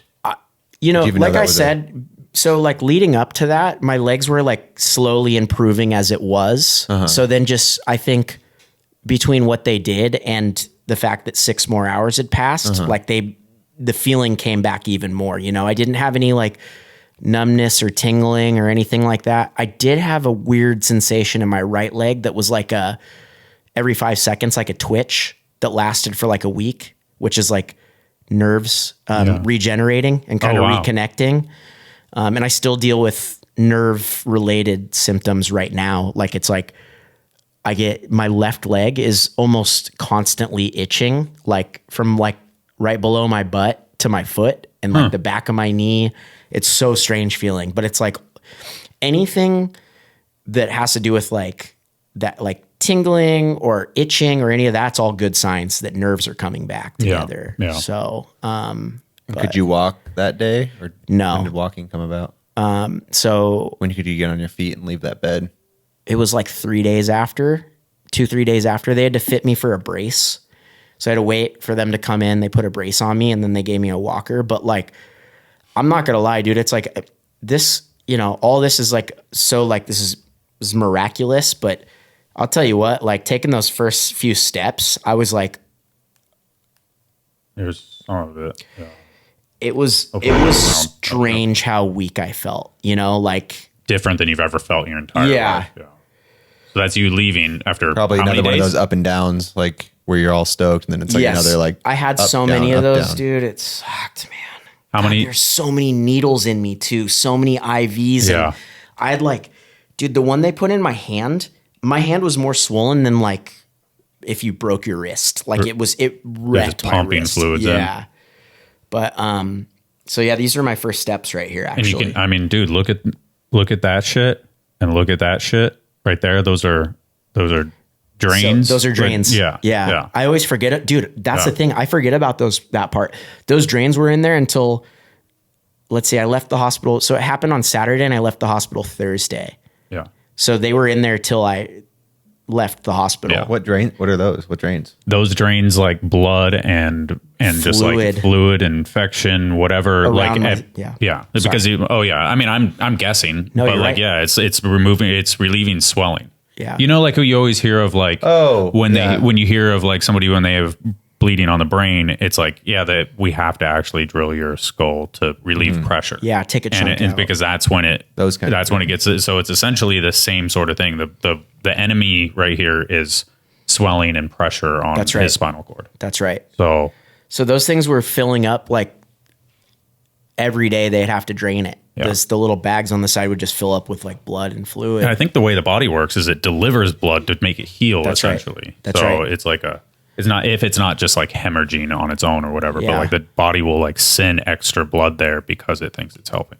Dude, that's funny. I legitimately forgot that those things were in my back. They were in the whole time you were in the hospital? Yeah. Yeah. And then you went home with the catheter? Yeah. The catheter, the only thing I had to go home with was the brace, the walker, and the catheter. That's just, I mean, that kind of looks like a sick brace though. It's pretty fire. As far as braces go, could be worse. So it worked pretty well. How long did you have the brace on? 6 weeks. 6 weeks? Yeah. And wasn't too bad. Just doing therapy all the time? What are the steps after that? Like when you... Yeah. Was that probably you can see, mentally see the frustrating? catheter bag right was there. that more ups and downs? Yeah, for sure. So this was... When Vish came over to film this was like 2 weeks after 2 weeks. It happened. So at 2 weeks, I was getting around pretty good, you know? Like still had the catheter though. And could be a dad again. I was in so much pain when I went home. Look at my face, dude. That was from my tire hitting me. Was it? I was wondering about that. Is this when you're still paralyzed before the surgery even happened? That was after the surgery. Okay. See that like shit on my mouth right there? Mm-hmm. So that was like from the breathing tube and the all the glue and everything. Yeah. Dude, that stayed on there for so long. That shit ain't meant to move. It was not meant to move. Yeah. So like those are the freaky things, dude. Cause like I forget, like, dude, I had a breathing tube in and like it was really hectic. Yeah. It was really hectic. So I had my little trash grabber thing that I would like grab things with. Fuck. Dude. Wait, there's been too much info for me. Yeah, how many days in the hospital? So it was Saturday to Thursday. So 5 days essentially, which is, I mean, pretty incredible. I feel like that they can even get you out of there. I know in that amount of time. I know. What are the doctors saying? They're like, you have full mobility. You're gonna get full mobility. What are they saying to you in general? Like, what's the all of the like when the neurologist would come, he would come and check on me every day that I was in the hospital, like in the morning or at night. Everything was encouraging. They never said anything like, "Yeah, you're not going to be able to do this again or that again," which I think is pretty toxic when doctors do that because the amount of times. Even us 3 people have heard stories of you'll never do this again. I've been told that. Yeah. You do it again, you know, like, oh, you'll probably never ride again, but it's like, it's just simply not true. You don't know the willpower we have. You don't know what we hold in our brains that, you know, allow us to push through this stuff. So sometimes I feel like they do it for 2 reasons. They do it for like insurance purposes. Yeah. Then they don't promise you something and let you down. And then I think they do it as like they always go, "Oh yeah, we motivated them," you know, like in some weird ways. Like, you know, like I don't know. I just feel like they just say it all the time. Like, I don't know. There might be something. You would say that though. I don't know. I feel like I got told that when I like broke my wrist or something ridiculous. You're never gonna live a normal life again. It's like it will never be the same. Like, all right, dude. Something, you know, I say it for fucking no reason whatsoever. Yeah. But I mean, that's good. That's so good. Like from considering the fact of thinking about you laying on the ground with the legs twisted up, you know? Yeah. That's what I mean. Even reflecting on it, like, you know, it's been a little over 5 months now since the injury. And it's like, it's hard, dude. It's been the hardest time in my life by far. Nothing even compares to this. Nothing even comes close. But at the same time, it's like spending a little bit of time, like kind of reflecting on like how much of a miracle it is that I've made it this far in this amount of time. And like, you know, if you saw me out like walking around or like even like, you know, like I lift up Junie in her car seat, I move her around. I do all of the normal things, you know? So it's like, it's a miracle, but it's like, I'm really hoping for really hoping to get the rest of it back is all I'm trying to say. No, I understand. And I think I was telling people after the premiere, I was like, if I didn't know he fell, I wouldn't have assumed. Wow. Like, I mean, you were walking around and then like, I think towards the end when all the beer was everywhere, you're like, I need to make sure I don't fall right now. Bro. Like, and that was like, you know, like I got that. Yeah. But like outside of that, there was you looked completely fine. Thank you. Not knowing. And then I guess that is a good segue into the world not knowing. Yeah. Yeah. What was, I get it in the beginning where it's like, we don't know what's happening. We just don't want the noise, I guess. But were you saving it for this video, or did you just want to not have that many people knowing about your injury and hitting you up while you're just going through 100% focusing on healing, I'm sure, and getting normal life back? Yeah. There's like a couple different reasons. Some make more sense than others, I guess, but like it's kind of difficult, like being like a professional athlete or whatever you want to call it, professional bike rider, and like putting it out there that you got hurt, because it's like, in my mind, I'm worried that people are going to receive it incorrectly, like especially with something this traumatic, like, oh, you know, he's done or whatever. And it's like, it's a pretty reasonable thing to think, but I'm so dedicated to like working my butt off to get back that like, I almost didn't want any of that going on. I didn't want that speculation, like, the speculation, like, oh yeah, it's a wrap, you know, like whatever, like, and especially because I had already gotten like some pretty, you know, all my follow-ups have all been really encouraging with my progress and what I'm doing and like what I'm cleared to do. Like when I go to PT, it's like, dude, it's hard work, bro. It's like, it's a lot of really hard work. It's like, you know, 40-pound lunges like across the gym. It's like, so it's like, until I can show people that, I didn't want them to know, almost in some ways. And then also like, I don't know, it's like almost this feeling of like not wanting to relive it when you tell the story. And it's like, I needed some time to kind of heal that trauma before I could like present it to people. And I wanted to present it in a way like, yeah, this happened, but look at me. Like I'm doing everything I can, guys. Like I would appreciate support and respect during this time. But like, I didn't feel comfortable doing that when I had a catheter in still, you know? Makes sense. Yeah. It does make sense. And it's one of those things that when it's, go ahead. I was just going to say, when it's that heavy, like just 100% of everything should be focused on your little family and healing. You know, like thinking about anything else is just not what you should be doing. Yeah. Seems like that's for sure. So heavy, like a small injury, like do what you do, but that I would not want. I would just want to be in my own little zone, getting out of that beginning phases. It's crazy because we obviously had, we have a piece of Carl here, but Carl, he said that when he was in the hospital and when he got his phone, the outpouring from the DMs like carried him. Yeah. So it was a little bit of a different take, and that it really like motivated him and like and brought him up in a certain way. Yeah. So it's interesting, the takes, you know, and we're all people. We handle things differently and want our personal stuff to stay personal, right? You know, so it makes sense, but it's interesting because Carl only sat here like 4 days ago, and he was talking about broken face, shattered ankle, lost an eye, and his outlook is crazy. Almost like imaginary. Yeah. Like his outlook is so positive and cool. And it's like he has I don't know how much you know his story, but his dad lost his leg too.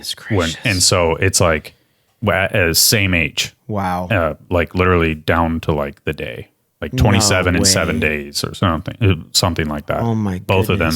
And so he grew up with a dad without a leg.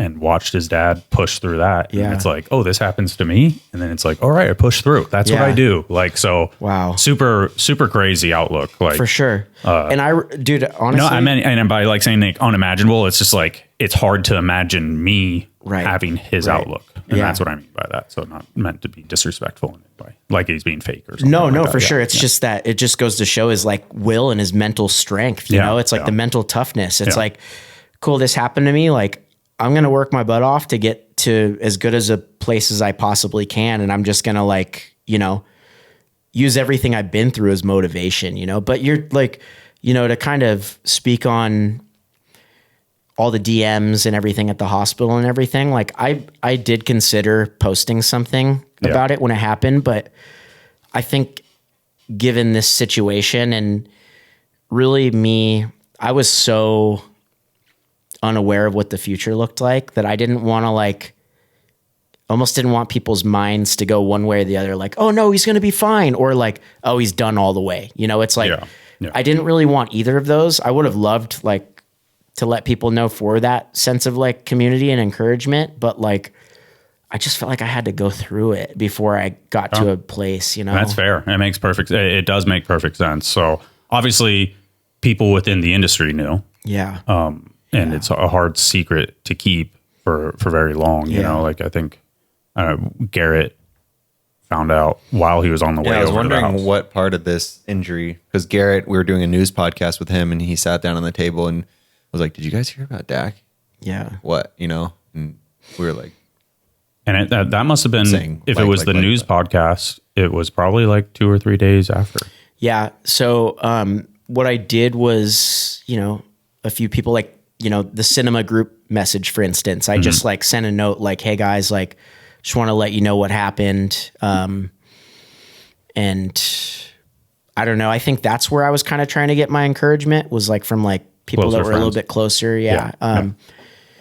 But even so there, you know, I didn't really know, there wasn't like a hard line. I was like, I'm not going to tell this person. I'm going to tell this person. It was just like, I'm going to tell people that, that I'm in group messages with and this and that. Yeah. And then, you know, I kind of knew that it was going to spread and I knew like, you know, both you guys hit me up. Thank you. Like shot me text messages after and everything. Oh like, yeah. I think I was like, please, you don't have to respond at all. Yeah. I don't expect you to respond. Like, so, yeah. So I figured like that was going to come with it, you know? But I just, it was so rocky and the future was so like untold. It's just like, dude, I don't know what to do, man. yeah. You're still navigating it so hardcore that you don't really have it. You need to figure it out on your own. Yeah. And that's then probably why like not telling the whole world rather than the close people around you is much smarter than having to let, like you said, let people speculate on one way or the other because you're trying to figure out where you're going to go. And I think now, you know, kind of, you can see the path. Yeah, that's right. That's right. And I think a lot of it is there's, you know, if it was a more normal injury, you also wouldn't tell, right? You don't go, oh, I broke my foot today. No. Like you Yeah, don't, all those other string of so injuries you also, you don't post that either. So it's like, oh, I get hurt. Why am I going to post this? Yeah. You have a straight riding account. It's like everyone knows your personality through your riding. I mean, you don't either. If you broke my knee. Well, I mean, that one was bad, but like if you broke your wrist, you'd be like, oh yeah, I'm just chilling. I'm taking a break or something like that. Like, I think there's like, it's hard to explain. Like the public announcements of injuries are, you know, like you said, there is positivity in that in the sense of like the support from the community, but there's something about it that's really tough. Yeah. I don't know if it's just me, but like, dude, it's hard. It's hard to, it's almost like you're admitting it. I don't know, man. It's a weird thing. I've struggled with it. Yeah. It's an outward appearance thing. Yeah. Social media is an outward appearance and you're like, no, I'm hurt, but I'm not going to tell you. Yeah. I don't get hurt. Yeah. Sorry. Yeah. I always kept my stuff pretty quiet too, but now like posting more on Instagram, I was kind of like, well, if I let people know this, they'll know I'm just kind of chilling instead of like, what's up with it? Well, you do the podcast, you can't hide it. That too. At this point, we're on there every week and stuff. So, but I definitely used to just be like, I don't want people to know. Like same thing. Yeah. But it kind of, that's why like now at this point with more video and media life, I post more and stuff. It's like, I understand why people do post too. Right. Because they're going to be like, why haven't you been posting something every week? Right. You know? But you have so many clips. It's like, if I knew you're hurt, but I was even watching these clips, like, I don't even remember these. Like, where are you pulling these up from? He's got. Were those reposted? I just can't remember. Are they? Some of them are reposts. Like, you're pulling some good ones up. It look like you're out riding every damn week. Some of them are reposts, and then others are like things that I've just accumulated that are just sitting on my phone. And it's like, you got some free time when you're laying there with a broken back. So I'm like, what do I have to post? And like make a folder with those things, just to like, because, even if I'm hurt, it's like I still, we can still kind of provide content for people. It doesn't have to be what happened today. Yeah. It could be something that you're stoked on from a year ago. And I think that's one thing I got to remind myself is like, everything is so like instant these days where it's like everything's coming out like quick and this and that. It's like, what's wrong with emphasizing things that you're proud of from other chapters in your life? Yeah. Nothing. Like it's like nothing. And it's cool because then you could like retell the story. Like, yo, I was stoked on this clip because this and this and that, and this day was cool. Like, I don't know. I struggle with it a lot personally, even as it relates to like video parts and like my, I guess like my library of things that I've done. I have a really hard time like sitting with it and being like, you know what? Like, I'm proud of the things that I've done and I'm grateful. And just because I'm hurt right now doesn't mean that it erases everything that I've done leading up to this point, Yeah. I almost feel like I'm hurt now. Nothing matters nothing matters. Nothing counts anymore because I'm injured currently. But it's like, in some ways, like it's a weird outlook. It sucks. Yeah. No, that's the thing. It's like, there's so many like things that we do in our brain that until we put it out in the universe and speak on it, we realize like how dumb it is that I do that. Like, that's so dumb, dude. I'd never tell Dennis that like, oh dude, your knee's hurt right now. Your last 15 video parts that were groundbreaking don't matter right now. Why would I tell myself that, but I just do it. It's like, it's super weird. Yeah. But, so like, I'm glad I spoke on this. Now the people that are watching it and you guys, it's like, I got to be accountable. I got to like rewire that part of my brain. You are one of the most prolific video part writers of all time. Literally. I mean, you are. Thank you. I mean, thank you. In a category of 10, I would think if I, so that means a lot. It's true. And it's like, you can't, you gotta, as Demo would say, pat yourself on the back a little bit too. You gotta roll something on your back. He's like, So, shit. Where do we go from there? Okay, I had a question. Yeah. Going back, did you actually go to Supercross in January? I did. Okay, all right. For a little while, I was like, did he just like have somebody send him something for a story or something? I made up a life. Like, can you go to Supercross? Because I saw it, and I was like, I looked over there. I was like, where the fuck is he? Yeah. I saw you, but you were hustling, dude. You were working. Yeah. So I didn't want to bug you. You should have said hi. I should have. Yeah. I would have been very happy. So like I showed up to Supercross and I have my back brace on, but I'm wearing like kind of like a bit, it was, it's January. So I'm like wearing a big jacket over it. So like I'm walking kind of funny at that point, but like no one really, a few people were like, oh, like, are you okay or whatever? And then like, I remember I saw like Justin Spreet and I was like, what up, dude? And like gave him a hug and like, he was like, whoa, dude, what's on your back? Cause I had a back brace on. So I ended up telling a couple people like, I had a. So he didn't know. No, at that time he didn't know. Oh, wow. Yeah. And then one other person hugged me and didn't know.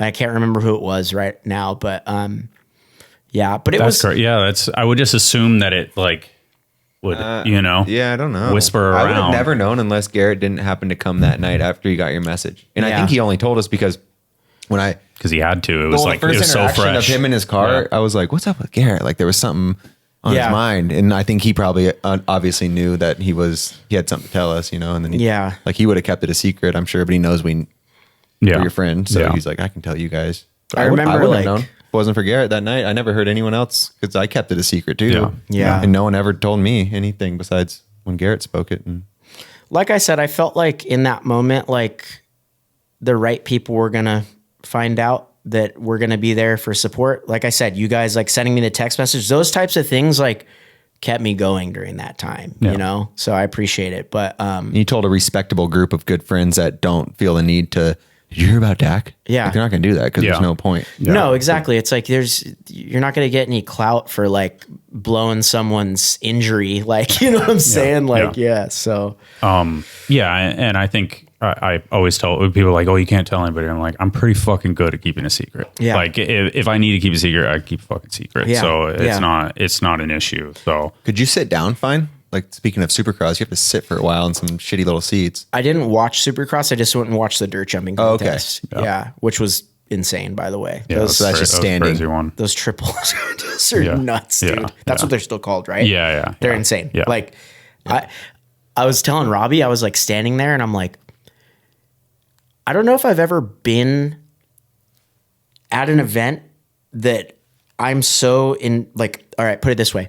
I'm so invested in BMX and I love it so much. I have no clue what these tricks are because the progression on dirt and like transition is so far beyond my understanding now. It's like, I don't know 90% of the tricks that people are doing and it's like incredible, you know? So I was like, I've never felt so distant from something I love so much because I don't even know what these guys are doing right here. Yeah. And the Anaheim one was tame. The one in Arlington was fucking nuts. Yeah. It was like the semifinal was like they get 3 runs and the last 10 dudes did a train because they all pulled what they wanted and it was all nuts. And they're like, we're good.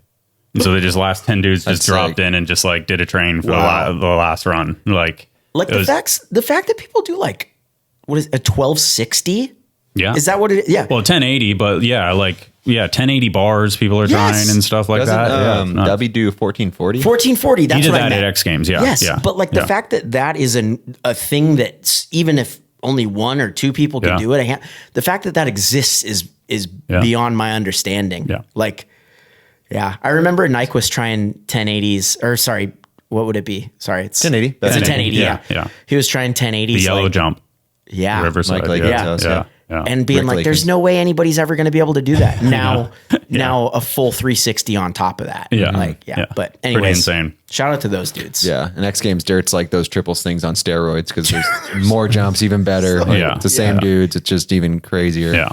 Yeah. Okay. Well, I was just like, for a little bit, I was like, I didn't think about it. And then afterwards I was like, oh, is he playing like the game or something? You know, so I didn't know. Actually, I filmed a clip and put it on my story of like, it might have been like, who was it? R. Willie or something, like got like something crazy. And then like I did the thing where you like turn the camera on to you. Oh, really? And I was standing there next to Mapstone, but I had the jacket on so you couldn't see my brace. So it's like, I'm here, you know? Yeah. Maybe I blocked that one out, I guess. But over time I was just like, was he there or not? A few people probably gave you hugs. They're like, dude, Dak is so ripped. Dak feels like a brick. Yeah, like, he's literally been fucking riding. He's like a fucking exoskeleton or something like that. I could see Spree being like, "What the fuck, Dak? What are you wearing?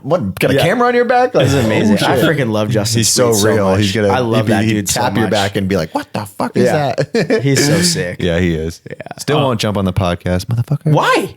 He wants to. It just hasn't worked out. Spree.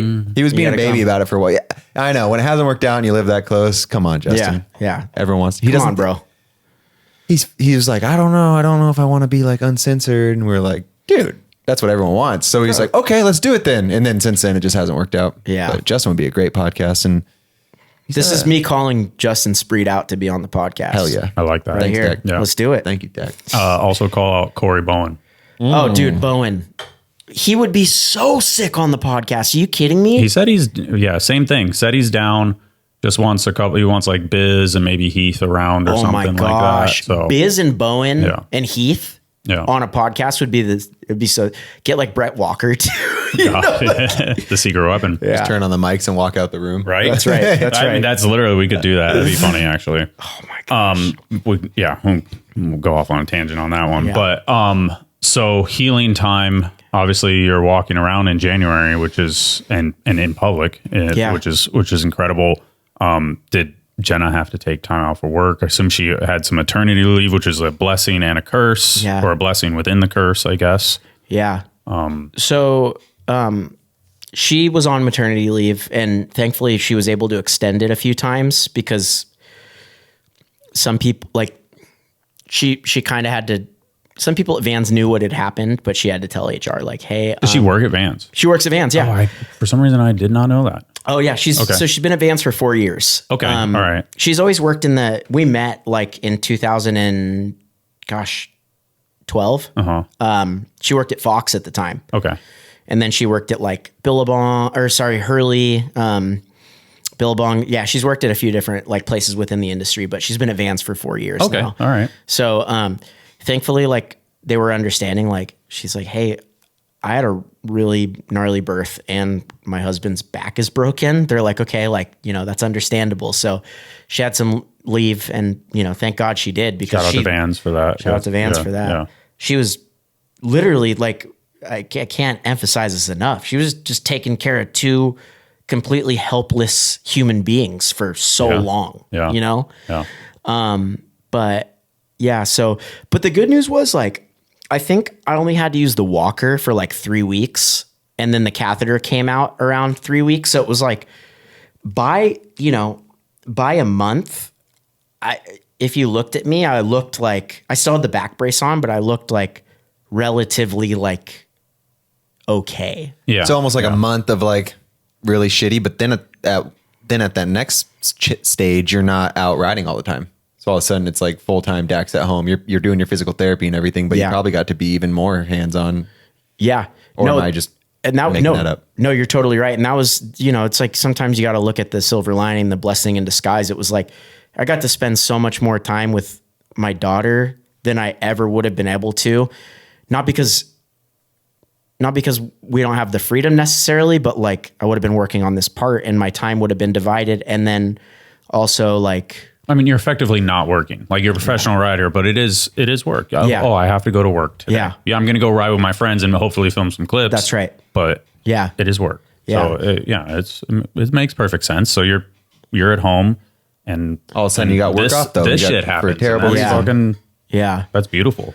And the fact that like, you know, I'm so like shout out to all my sponsors too. And like kind of the BMX world and action sports world as a whole, because it's like their understanding of these injuries and these things happening and like it's not like you get hurt and then you get fired, you know? So thank God for that. Yeah. You know, there's like a lot of grace with it. It's like, oh yeah, you were pushing yourself and you got hurt. That's fine. Like, you know, just get back on it when you can. No rush kind of thing, you know? So like, that's really cool to have that support and that love. But you want to thank them right now? Obviously, Vans and Colt. Dude, heck yeah. Shout out to Vans, Colt, Cinema, Salty, Source. Yeah. You know? Yeah. Like everybody's had my back so heavily through all this, you know? And it's like no one's put any pressure on me to be like, hey, when are you going to be back on it? It's like, they know that I'm working every day towards that, you know? And it's like kind of like this unspoken thing. So, and throughout this whole time it looks like you're out killing it all the time. You have these awesome clips you're posting all the way up until this new video part / documentary. And now you're still, after this, you're just doing your same thing and working hard on social media and working hard on getting your body back together. It's not That's right. You know, and there's people who do get let go after injuries, but I don't think ever someone who's doing it like you know, like it's maybe go to the bar instead of physical therapy or whatnot. Right. You know, like that happens. And that's the thing. It's like, I really have a hard time with people that do that, where it's like they get hurt and then like, you know, I guess I'm sorry, I'm not trying to sound like judgmental in that sense, but it's like to use that as an excuse to not get better and just be like drinking or partying or whatever like that. It's like, I have so much respect for the dudes that do the opposite, which is like, take it serious. And it's like, okay, like I'm going to work my butt off at the gym. I'm going to do PT. I'm going to get strong and I'm going to come back and I'm going to feel good. You know, it's like, I don't like when things go the other way. Well, because that's hard. Yeah. That's hard. When you go and like do your physical therapy and it's hard and you got to do extra, whatever you're doing, like it's hard. You're pushing through a pain in a sense. That's right. And going to the bar and drinking, that's fun. That's fucking fun and easy. Like, I was going to say, then that's when, but it's like, then you're not fixing yourself and you're not doing your quote unquote job. Like, That's when you get looked at a little differently. And just inflaming yourself too. Yeah, you're not doing anything good for you, but it's fun and it's easy. It's a fucking great way to spend your injury time. It's the funnest way. I'm sure. It's going to take a lot longer to get better though, if ever. What I was going to say is they sponsor your work ethic, and that is like that statement shows that work ethic, and it's like they know that it's that you as a person, that this is a fucking big speed bump, but it's just another one. So that's right. And there's more to it, and they see it through the social posts, and because a lot of riders don't do that, they just kind of go dark. So I think that's important too, is like, just because something happens and you can't do one aspect of your job, no matter how big or small it is, like I'm currently unable to do stunts on my bicycle. Yeah. But that doesn't mean I can't do social media and try to, keep up with DMs or keep up with comments or like do other things like, like, thank you guys for having me on this. Like you're still pushing the brands that support you. That's what I mean. Like there's still in any way you can. You're not just sitting there and that's right. It's you're like even supporting our sponsor Dale's by having a beer. Like you didn't have to. I'm having a beer. It. I'm having a beer. Man. Shout out to Dale's. Non-inflammatory. Non-inflammatory pale ale. Yeah, you gotta have a Dale's once in a while, even through the injury. Yeah, they've been keeping me. They've been getting me through it. I go to my physical therapy, but I still drink my Dale's. Exactly. Balance. Life and balance, dude. Life and balance. So, but yeah. When does the video project come into play? Obviously, there was a couple clips like 2 weeks in, and the hospital clips. Like, where do those come from? Where does the? So I basically I started just like having like Jenna film a bunch of stuff, and then I called Vish. I remember like it was like a week and a half after the injury, and I was like, hey, I don't really know what I'm gonna do with this stuff, but like, can you come to the house and just film like some shots of me like in my current state? I'm sure it'll get used for something, Yeah. And then, is that hard? Like, I guess it's Vish, who you've known for 25 years or something, but like, I don't know. If you're like, we're talking about like personal and vulnerable moments. Yeah, it's hard. Like it's hard. It's like, that's the other thing. It's like, you don't want people to see you in this state. It's like, like you want to be, I don't know. That's not how you want people to look at you or remember you. I would like them to see me as like, someone who likes to film video parts and works hard at those things and whatever. Maybe he's like a cool dude to be around. I don't know, dude. That's what I hope for. But it's like, then you see a stinking back brace and a trash grabber and a walker and a cart full of vitamins and medications and all this crap, a catheter and scars. But even putting this out though, no one's going to remember you for that. I know what you're saying, but that this isn't going to get in front of all the other stuff you've done. It's just a page in your book.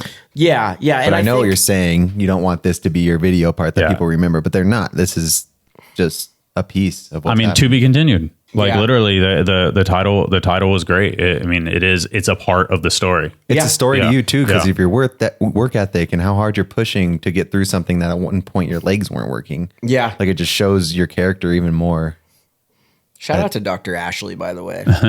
Yeah, I'm sure you've had some crazy people in your corner helping you out with all this. Yeah, like the best. So grateful. Is this all near your house where you go do all this stuff? It's in Costa Mesa and I live in Orange. So it's like with no traffic, it's like 15 minutes. Oh, so it's not too bad. Easy. Yeah. So, but God, I hate that assault bike so much, dude. You guys ever get on that thing? Yeah, they suck. That thing, like, I went on it yesterday. It piss you off. Yeah. There's no getting off of that thing stoked. It's ever. Like, it just makes you like, oh, I just drained all my good. Yeah.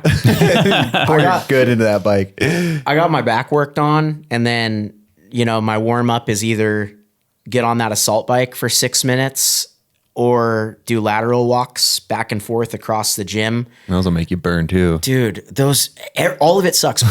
Or walk backwards for 5 minutes on the self-propelled treadmill. So it's like gnarly resistance. It feels like you're walking backwards up a hill. So those are my 3 things that I have to do before anything else in the gym. And they're all the suckiest things. But yesterday I got on the assault bike and it was like, she's like, okay, like 3 minutes forward, 3 minutes backwards. You could do like 40 on, 20 off, but go as hard as you can, So 40 seconds straight of the hardest cardio you can do, and then a 20-second break, and then another 40 seconds, 20 seconds, 40 seconds, and then 20 seconds, and then the same thing with your feet backwards. Oh. Dude, I had to take a 10-minute break because I was like, Ashley, I'm going to throw up. Like, and it's like, it's kind of like, you don't think it should be that hard. But then if you think about it, it's like, it's essentially doing 6 contest runs in 6 minutes, basically. Because a 40-second contest run, as hard as you can, like the worst. Everything you got. So anyways, and they make you burn. Yeah. Dude, they're nuts. Is that something that you did ever before, or is this all kind of brand new? I've been on the assault bike before. I've gotten hurt a lot, so I've had to rehab a lot. But this is like some of the more intense stuff that I've done, I'd say, because it's like we're working so many areas of my body. It's not like I did my ankle or my knee and we're just trying to get that straight. It's like I have to get everything strong. I have to get my grip strength back, arms, core, a lot of core stuff, a lot of legs. It's like all of it sucks, but it's like I'm almost using it. This is like my riding right now. Yeah. You know, it's like the progress. Yep. Go to PT 3 times a week. And on the off days, I'm either road biking, I'm walking. I saw, so you can road bike too. Yeah. I road bike a lot. So like thank God I could do that. Getting there. You can already ride a bike. You're riding it no hands in that. Oh yeah, dude. So, like, so you can't be that far off from riding. Cuts and stuff too. But not supposed to. Yeah. No, it's good. Cause that helps with like, being able to like, for instance, over the weekend, drove up to LA and I parked in an area I wasn't familiar with. I got out and it was hilly and I just road biked around spot searching. So it's like, I'm still trying to do everything that I can. That's the game. Like, you're playing the game. Like that's part of the game is finding the spots. Yeah. So it's like, when I am back on it and I'm feeling healthy enough to start filming again, it's like, I got the spot log ready to go. Yeah. Like, let's do this, Oh yeah. What's your progress been like in the last 2 or 3 months? Are you still, I assume like in the beginning you're seeing progress on a very fast, curve and then it's got to kind of plateau at a point and slow down. Is it still? Dude, it's still going up and up and up. Like it's very encouraging. The one thing that I get discouraged by everything, dude, I would say 99% of my progress, I'm like so happy and content with. Yeah. The one thing that's bugging me is, with BMX, a lot of it's on the front of your feet, your toes, like your front of your feet are the front of your feet are on the pedals. I'm still unable to like stand up and go onto my toes. Like I can't like stand on my toes right now. Yeah. It just feels like I just simply can't do that. But it's like, so that's gonna make it hard to like if I tried to like ride BMX right now and take an impact, my feet are just going to like land. The strength just isn't there. It's just not there. Yeah. It's getting better and I'm working really hard at it. But a lot of that has to do with more of like that nerve kind of coming back more so than it is like, thankfully, like I didn't even have that much atrophy in my legs or anything. Like my muscles are still there. Not that I ever had big legs to begin with. They're kind of chicken legs. Thankfully. In comparison, especially. To the arms, upper body. Yeah. I think my arms are bigger than my legs, to be honest. But, no, so like everything else, like I get so stoked because like, my physical therapist will be like, all right, we're going to try this today. And I look at it, I'm like, dude, I don't know if I can do that. And I'm able to do it 99% of the time. It's like, even hardcore stuff that I feel like would be difficult if I didn't break my back. And the other good thing that's super positive about all of this, and I just have to like focus on this to be grateful. My back never gets sore after I work my butt off. My back never gets sore. Thank God. It's like maybe muscular a little bit, but nothing feels internally off. Like It doesn't feel like, oh man, I pushed it a little too hard. Like my hardware hurts or my spine hurts. It's like, no, the muscles above my butt hurt sometimes, but like my back feels like solid and strong. It's probably a credit to like how strong you started in a lot of ways. Like I feel like just as you said, what the doctor was like, you're still stronger than the most people in general. Like, so starting at such a high level and so much muscle mass and strength, it probably just. Can you stand on the edge of a stair and like do calf raises? Yeah. Like I can like, so if I stand on the edge of a stair and try to do calf raises, like I can get it up to like a little bit above even, but I can't get it like that. You know? And so it's firing. It's just like the very bottom of your leg too. Maybe it is the last thing to connect. It's the last thing. It's the last thing that's going to connect. That's all it is. Yeah. Crazy. It's only been 5 months. That's going to come back. Yeah, for sure. Especially if because I was going to say if it just dropped, that'd be pretty scary. Like, yeah, no, they don't just drop. You're getting there. Yeah. Do you notice that it does get a little bit higher of degree? Have you like checked on that? That's hard to say. The other weird thing is like get this. So anybody that's listening, if you have any pointers, holler at me. Knees over toes guy. I know you're. I was kidding. If my knees are bent, I can go up onto my heels. Or sorry, go up onto my toes. If my knees are bent. If my legs are straight, I can't though. So I don't know what's misfiring in between that, but it's like if I'm kind of in a squat position, I could lift my heels up no problem. And then the more I stand up, the quicker they just want to drop. So, but the good news is your physical therapist and your doctors, you obviously. Yeah. That's what we work on that every session. So they know. Yeah. They're completely aware. The doctors know. You're going to get that back. I think so. For sure. I'm doing like, thank God, like at PT, I'm doing like a lot of like jumping like now and moving around quicker, like kind of burst movement, sidestepping. Whereas like for the last, for 4 months following the injury, I didn't do any of that to preserve my back. And it's like to know that I can jump on my own and land and do that for 45 minutes and my back not get sore is really encouraging. Yeah. I'm sure it's gonna be good. Building that confidence and that trust with your back and testing it in small ways. Yeah. That's what it is. Be huge. Yeah. Like even yesterday, I was like laying there on the ground, just like tightening my core, and she was just throwing like a 20-pound medicine ball at me. And I was just having to catch it and keep my core tight and throw it back and catch it. And it's like, all these things that I think I'm not going to be able to do, I'm able to do it. So it's like, you're probably going to get stronger than you ever have in your life. Because this is your 5 months in now, however many more months it takes. Like that's the longest you probably just straight worked out. Exactly. Cause like you're always back riding and that's a workout, but that's like you only work out certain areas over and over again. That's right. Yeah. And I think that's also like a hard lesson that I've had to learn is like, I feel like sometimes I haven't taken my recovery as serious as I should. It's like,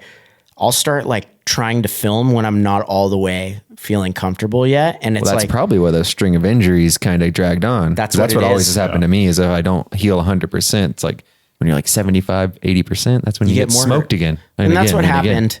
Cause like I got the shit beat out of me finishing my Vans part. Like the last like couple weeks was like really hard slams. We talked about it in that podcast. It was brutal. Yeah. Really hard slams. Like always bruised and battered and bloody. And then I didn't even really give myself like any recovery time. I was just like, nope, we're staying on it. Even if I'm not like actively like starting to film on a project, I'm out at every session and I'm riding and I'm like trying to push it. But I was beat up, dude. I really needed to take a little bit of time to recover. Yeah. And then it's like, you get all the string of injuries. So. Yeah. It's hard though when you feel good and you don't want that to go away. I know. Like you feel like a connection with the bike, but your body's like, ow, Dad. Yeah. And it was doing that, dude. It was like, let's go to Hawaii. Yeah. Just straight up. Like, and then you're like, I'm going to bring the bike. Push that thing up again. Let's open up that window. Oh, it's hot in here? I feel like it's getting a little hot. I don't have a thermal on either, so you got to be a little. I'm pretty hot, dude. Yeah. I'm not going to lie. Pretty hot, but I'm also talking about a lot of gnarly stuff. So. Well, I think it's just all the lights and then the cameras. Yeah. The hot light. Yeah, I'm sure. Should I raise it up more? It doesn't matter, whichever. Yeah, it's all good. Cool. Should we jump into? There's not that many. It looks like 6 or 7 of the voicemails. Jump into those, yeah, and see what we get. All right, we'll let it play. Zerby here. Hi, Dakota. Firstly, wanted to say I'm a late 30 Unclicked. Kevin Zerby here. Hi, Dakota. Firstly, wanted to say I'm a late 30s BMXer who just came back to bike riding a few years ago after putting it down for a long time. And your Vans Seeking Liberty part was really influential in getting me excited about bikes again. It popped up randomly on my YouTube when it first dropped, and immediately I was like, holy shit, Dakota Roche is still killing it. I need to go buy a bike. So I did. Oh, wow. Thanks for the inspiration, man. I appreciate it. Wow. My question, though, is related to your ongoing recovery. I can imagine that sort of injury is life-changing, but hopefully in a good way, right, where you have this opportunity to, tune into your body and abilities like never before. So as a quote unquote older writer, have you learned any new tips and tricks or lessons in your recovery so far that you can, share with the rest of us, especially those of us who are, maybe getting a little older, maybe dealing with some chronic issues, but still finding ways to fit BMX into our daily lives? Has it changed your approach to things like mobility or flexibility, nutrition, etc.? Would love to hear how you're doing in general, and also want to just give you some serious kudos. It takes a lot of courage to nose manual off a roof, but I think even more to be as publicly vulnerable as you have been. It doesn't go unnoticed. So take care, man. Bro, what was his name? Kevin? Yeah. Shout out to Kevin, dude. That was like some really kind words, and I'm really stoked that you got back on a bike. And where am I supposed to look when I'm talking about this? It doesn't matter. Right. Wherever. You can talk to us. You can talk to that camera if you really want to.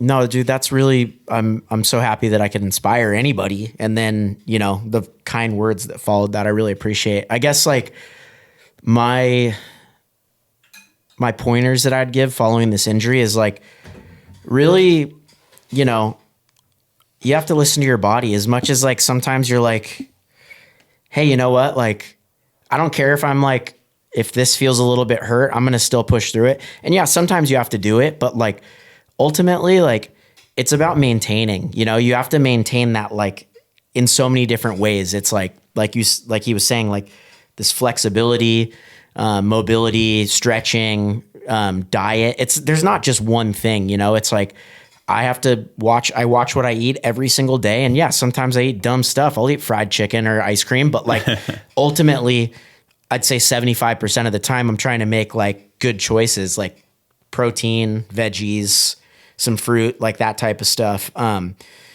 So that's important. But then also, just the body maintenance alone, like just like staying on it with like making sure you're strong, making sure that like you're flexible, because like being strong and flexible is like a game changer when it comes to like getting out of slams. Even it's like kind of, if your body's feeling close to 100%, you fall way better because you're not like in the air like, oh shoot, I can't put this leg down because this ankle hurts, so I'm gonna have to drop and roll. It's like that's the hardest thing. I deal with that a lot, where it's like if I push it too much and I have all these things that I need to look out for when I'm slamming, I just end up falling harder. So it's like, that's, I'd say that's like a bit of advice that hopefully helps out. And again, Kevin, I appreciate the kind words. Thank that sentence right there takes a lot of courage to nose manual off a roof, but I think even more to be as publicly vulnerable as you. It doesn't go unnoticed. So that's really kind of you, Kevin. Yeah. Thank you. Yeah. I've got a few more. Let's see how we go. What's up, guys? This is TJ from Palm Springs. I know TJ. Shout out to TJ. Just wanted to know, I know Dak has talked about in previous podcasts about, his head kind of getting him into dark places when he's really focusing on tricks or on video parts and, injuries. Just wanted to know how you kind of got yourself through this one. I know it's probably the heaviest one of your life, and it's a pretty gnarly thing to come back from, but you seem to have bounced back and, Did we lose him? Oh, I think it disconnected for some reason. No, it wasn't 3 minutes, but shout out TJ. Shout out to TJ. Yeah. That dude's rad. I've hung out with him a few times. Oh, yeah. Good dude. Solid dude. I guess, yeah, this one is way different because it was so much more like life altering, I guess. Yeah. Other things, it's like you get hurt, you get a screw in your foot. It is what it is. It's like, you're going to make it to the other side. This one, like having to sit with that, like the unknown, that was like the biggest, like using like therapeutic terms, like exposure therapy I could ever get. It's like I was exposed to the scariest thing I could ever imagine, which is like not being able to ride anymore when I'm not ready to not be riding anymore. When you said it like that, that's a trip, because that was what your fear was. It's always been my fear. And it's like, and it meant in it. Yeah. So I think anytime something like this happens, or even like, injuries that aren't as bad that get you in your head a lot, it's like you have to still, I guess, like to use it in like you still have to get out of bed every morning, dude. You just have to do it. It's like, even if it sucks, you just have to do it. And then, you know, you need to find the things that you value. You need to find the things that you care about and work towards bettering those things. You know, it's like, so for me, it's like, I know I value my family, my friends, BMX, and my health. All of that was impacted by this injury. So it was like making sure that I'm like attending to all of those things as much as I possibly can, you know? So it's like, I think like the main point I'm trying to make is like, have your values, the things that you care about, either written out or in your mind, and always work towards those things. Is this an away move or is this a towards move? The things that I care about. Yeah. And I can honestly say this injury has made me do so many things that are working towards things that I care about versus work away. Like, even if my head's in a dark place, I've never not gone to therapy, or I've never not gone to physical therapy. I've never not shown up for Junie or my wife, like, or try my hardest, even if it's like, I guess like you need to be able to live like above the mental issues that you're dealing with, you know, whether that's depression, anxiety, fear. There's so many different things. You can live above it, dude. You could still do things that you care about, even if you're feeling that way. I've had to learn from experience. It's like, oh, I don't feel like riding today. What if I get hurt? I go and do it anyways, you know? And sometimes you do get hurt. Yeah. That's the other thing. It's like, there's no certainties in life. There's nothing that's granted. There's nothing that, you know, anything could get taken away from you. So to live in like a fake comfort zone, it's just not helpful. You need to go outside of that, if that makes any sense. No, you know? Makes great sense. Yeah. I actually envisioned an actual list where it's like, it's like Jenna, Junie, your physical health or this injury. And then somewhere down the line is like your thoughts. That's right. Exactly. It's like all of that is above the thoughts. I don't give two shits. Like, sometimes the thoughts will pop in your head and you get scared by it, but it's like, that doesn't mean you can't do something. It's just noise. Yeah. You got to live above the noise. Yeah. Yeah. So, I mean, I think, dude, I feel like I've said it a couple of times, but like fatherhood, like puts you in that, like, I don't want to do this. And, but I fucking have to. Yeah. And that's it. That's the end. Cause you value that so much. And it's like, unfortunately, like the things that you value the most get attacked the most, like in your brain, cause you care about them. It just shows that you care more than anything. So I guess live above that. Hell yeah. Shout out to TJ. Mm-hmm. Good dude. Oh, I think he may have. Let's called back. Yeah, I think he called back. Oh. So, but we'll cut it. We'll do about halfway through. A place where he knew he was going to come back stronger, and he was going to be able to get back on his bike. Just appreciate everything you do for BMX, Dak. You're kind of a shining example of what BMX is, and you're a rad dude, and I appreciate the talks we've had, and I appreciate all the advice you've given me over the last year or so. Keep strong, dude. Word. Didn't want to cut that off. The nice message. Yeah. No, thank you, TJ. Hell yeah. What's up, guys? This is Anatoly from the Bay Area. So, Dakota Roche, on the first podcast, you were very open about your anxiety dealing with scary jumps. I'm just wondering, since this horrific crash, do you feel the anxiety has gotten worse? Do you feel that you are better equipped? Or do you think that it'll be more struggles in the future for you? Thank you. Have a good one. Kind of touched on it, but it's like more direct version of that, I guess. So it's up to you.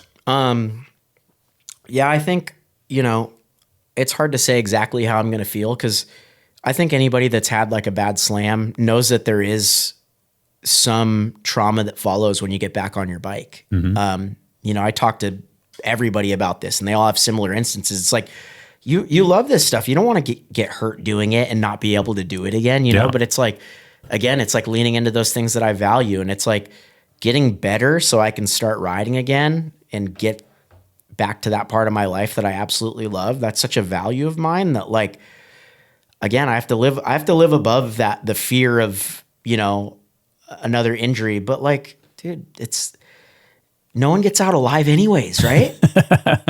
This question's pretty hard Yeah. too, because you won't really know until you start riding again. Yeah. I know To you'll be be continued. fine, but it's a new injury for you. Like you said, every injury, when you get back at it, you have that trauma from it, and you'll just have to see how this one is once you get back on the bike.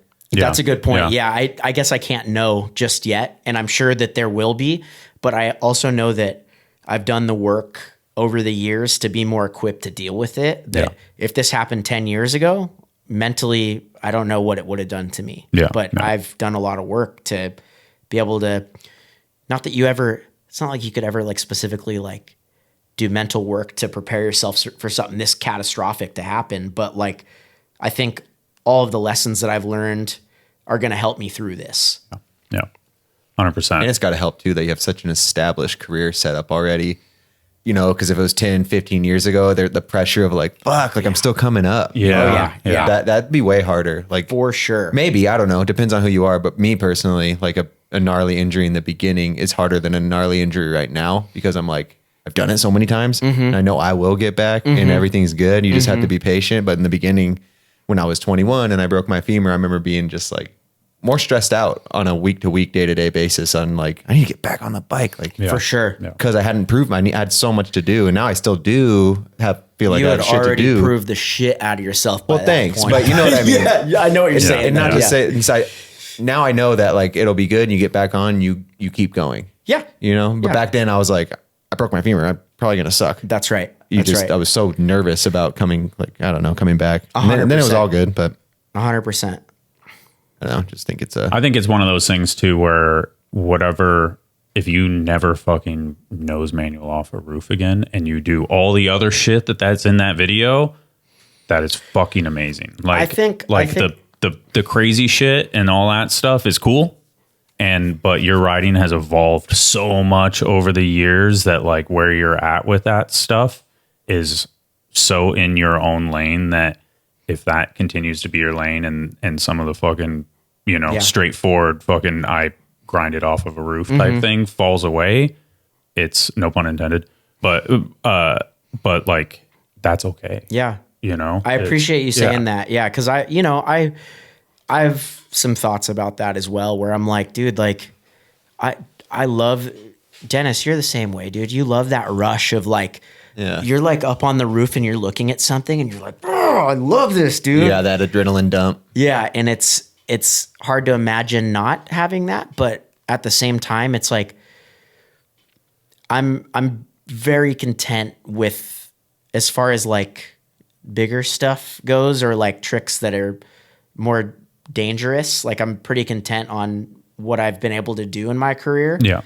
And I would like to, as it relates to like kind of when I'm feeling comfortable again and I'm getting back filming, I'd really like to, I love filming lines too. So like, that's probably going to be my focus for a little bit and see where it goes from there. It's I'm not going to like, nothing's off the table yet, but at the same time, I need to be more mindful of like, hey, like I just came back from something pretty horrific. Like, let's focus on the things that we, I guess maybe don't have such dire consequences that we still love, Like if it's like, cool, this ends at like a 10-stair handrail, but there's a bunch of cool hits before it. Like I want to do that type of stuff. That sounds so fun, And that's what you should be doing. That sounds fun. Yeah. And organically, you might be sitting on the top of a 20-stair again. That's like, right. Exactly. That's what I was going to say too. That'll organically happen. It's just how'd I get up here? But we're going. Yeah. That's right. Like you just said, the other injuries were way less significant, but it was a year of injuries, and then you just were on the roof again. Yeah. Like you just climbed up there. That's right. You're all of a sudden hitting big spots again. Yeah. One of my favorite nose manuals off a roof, I think it's Talk is Cheap. You go from one roof, manual, nose. Oh, it's like an A-frame roof. Yeah. That shit is gnarly. Thank you. That was part, you have so many good parts, but that one is the. Thank you. We should do one of those origin podcasts with Dak too. Which one is that? Like the curly style one. Oh yeah, where we kind of talk about the beginning and your early influences. Fucking going to school with Mike Hoder apparently. I would love to talk about that stuff. So like come back, like in a month or two. Like let's do one of those things. I got a bunch of stories, like because like grew up in the 90s, and early 2000s in Huntington Beach. Yeah, it was like BMX, like heaven. But anyways, another story for jump in. Dak 4.0 Unclicked. Exactly. I'm Let's down. do it. I'm down. Those origin ones are cool too because we thought it was gonna be way different, and it turned into like Chad's really good podcast. I'm not gonna say better than his first one, but it was almost better because it like went perfectly. Yeah, it just took a path that we couldn't ever predicted because of the low pressure. It had a theme, and it ended up just being a really good podcast. What up, Dak? This is Eric from Vegas, Johnny Stevens' little brother. But I met you out there when Stay Fit was premiering at the, what was it called? That bar over there. What was it? The Hard Rock? The Hard Rock, maybe, yeah. Or Congrats, Blue? Baby and stuff. Been killing it since Fit Days, dude. Hell yeah. Watch an old Fit video. That's what we've been killing it. Later. Hell yeah. Dude. Jack, still at the bar. Jack's chilling. Thank you, Jack. I appreciate those kind words, man. Yeah, it's crazy. I don't know, to think about that, like sometimes, like I guess like those days seem like they were yesterday and also 50 years ago. Yeah. It's so strange how that happens, you know? It's like House of Blues. Was it House of Blues of the Fit premiere? It was House of Blues. You're right. Yeah. You're right. Yeah. But I appreciate the kind words, Jack. Yeah, thank you. That's what's up. Yo, this is Anthony Quadros. I got a question for Dak. Fellow artist to another artist, I'm wondering if he keeps a sketchbook. I would love to see some insight into his artistic practice, especially with the designing of several band shoes, graphics, and whatnot. And t-shirts. They're super rad. You guys are rad. Peace. Cool. Dang, man. That's really cool. Yeah. That's really cool. I appreciate that, Anthony. I do have a bunch of sketchbooks, but I do a lot of stuff on my iPad these days. Just because, like, seems like I was able to progress more when I got an iPad, because it's like every line wasn't a permanent thing. You could literally hit back and then like redraw it. And I feel like it opened up like a new world, and I was able to I learned like animations and that type of stuff. But like, yeah, I mean, drawing's one of those things that like, you know, it's almost on par with like riding and skateboarding in my life, where it was like kind of like my way out growing up. You know, if I was struggling with something mentally, like I would just draw and it would help me, you know, it helped me like, it's like kind of like a mindfulness practice in some ways. Mm-hmm. But I guess like more recently, my drawing, I need to be better about doing it for like, I guess I do it for fun still, but like for a while there, I was only doing it when people would ask me like, oh, can you come up with something for Colt or Vans or Source or whatever it is? And like, I would just do it. But then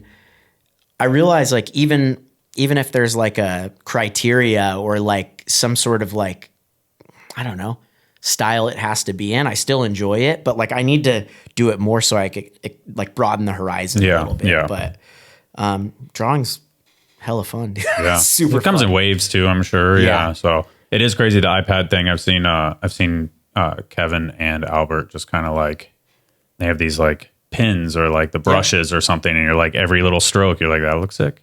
Yep. Like, and then it's just a cool style, and just like they can just kind of whip stuff up, but it's not, to me, it's impressive, but they're like, no. But it's in the moment. Oh shit. For sure. And I think just like with traveling too, like having the iPad is so much easier than like before I had it, I would travel with like a sketchbook in a bag with like markers, pens, colored pencils, all this stuff. And it's like, kind of sucks because like you're sitting there drawing on a plane. If you drop the pen, it just rolls to the back of the plane. So it's like having everything there is like kind of tight. So. That's what's up. Sorry, I try and click away from the transcriptions because they're so far off. That's it. They get confusing. Like if I start reading the transcription, I'm like, what the fuck is this guy saying? Dak, what's up? It's Dennis Ostapenko. I wanted to just call in and say, I don't want to sound like any fanboy, but I just want to say thank you for the inspiration through your writing, to your attitude in your writing. I recently saw the Colt video that just came out of your injury, your spinal cord injury, and that was insane to me. I actually recently was with Scotty Kramer like a month ago, and just seeing his in person, his struggles and how he keeps pushing. I know you guys are cool. Just that shocked me. Like, I really had no idea. I don't think a lot of people knew at all that you left the BMX behind for a bit, because you got hurt. And it just didn't seem like you ever left. So happy to see that you came back strong and you keep pushing, which is a big inspiration. And I just want to come on here and say thank you. And yeah, bye. That's what's up. That's what's up, dude. Thank you for the kind words, and Dennis, and shout out to Scotty Kramer too. Like, honestly, like I thought about him so much. Like when I was at the hospital, I still think about him all the time. Like just like how hard he pushed to get to where he is, and how he's still motivating people. He's still inspiring people. He's still getting better. Like I don't know how long it's been since his injury. Yeah, I don't even. It's got to be like 2018. I don't know. When was it? Yeah, it was some time ago, but like just seeing him still like doing everything for his fans, and just, it's very inspiring. So shout out to Scotty, because he helped me get through this, and he's continuing to help me, like seeing what place he was in and where he's at now and how much progress he's made. It's just like, I want to do that, dude. I want to do the same thing. Yeah. His story is incredible. And I don't know, 2016. Yeah. Yeah. So 8 years ago? Yeah. Yeah. Bro. So, Scotty, Crazy. I talked to him quite a bit in Arlington. I see him at kind of all those stops and other places too. But, they Monster actually dropped that little documentary on him and kind of like where he is today, and it really wraps it up in a good 10-minute piece and stuff, because the story does like evolve, because there's always this thing like about progressing and all this stuff, and Scotty has let like his physical progression and healing kind of like he's rationalized it. Mm-hmm. I guess is a good way to say it. Like his expectation of like any progressions that he makes physically are pretty small these days, because he has kind of plateaued. Mm-hmm. But he still is pushing in other ways and finding happiness and accepting where he is right now. 100%. And that itself is so powerful. It's so beautiful, dude. Acceptance is like one of the most beautiful things we could have, because we live in such like a false sense of control. Like if I don't do this or I do this, this will happen. It's like, I don't know what's going to happen tomorrow. Yeah. None of us do. No one can. So it's like to be able to sit with like, hey, you know what? Like I'm sitting in this and I'm allowing it to be here, and still having something to offer with that. Yeah. It's really incredible. And Dr. J talked about that. It was like it was the idea of being free of all the fear of the consequences and everything that would happen and all that stuff. And that's like what made you like perform better and be better, because it was like, and that was like a crazy concept to me. So, dude, we've had these, it's crazy how much we've had these talks lately between Carl and Jason Richardson and you and all that stuff. And it's like, wow, the world is crazy. Scotty, to progress BMX, he can't do that anymore, but he's finding another way to progress BMX. Yeah. Like showing the world BMX, and I guess that's what I'm trying to say. And like, really awesome.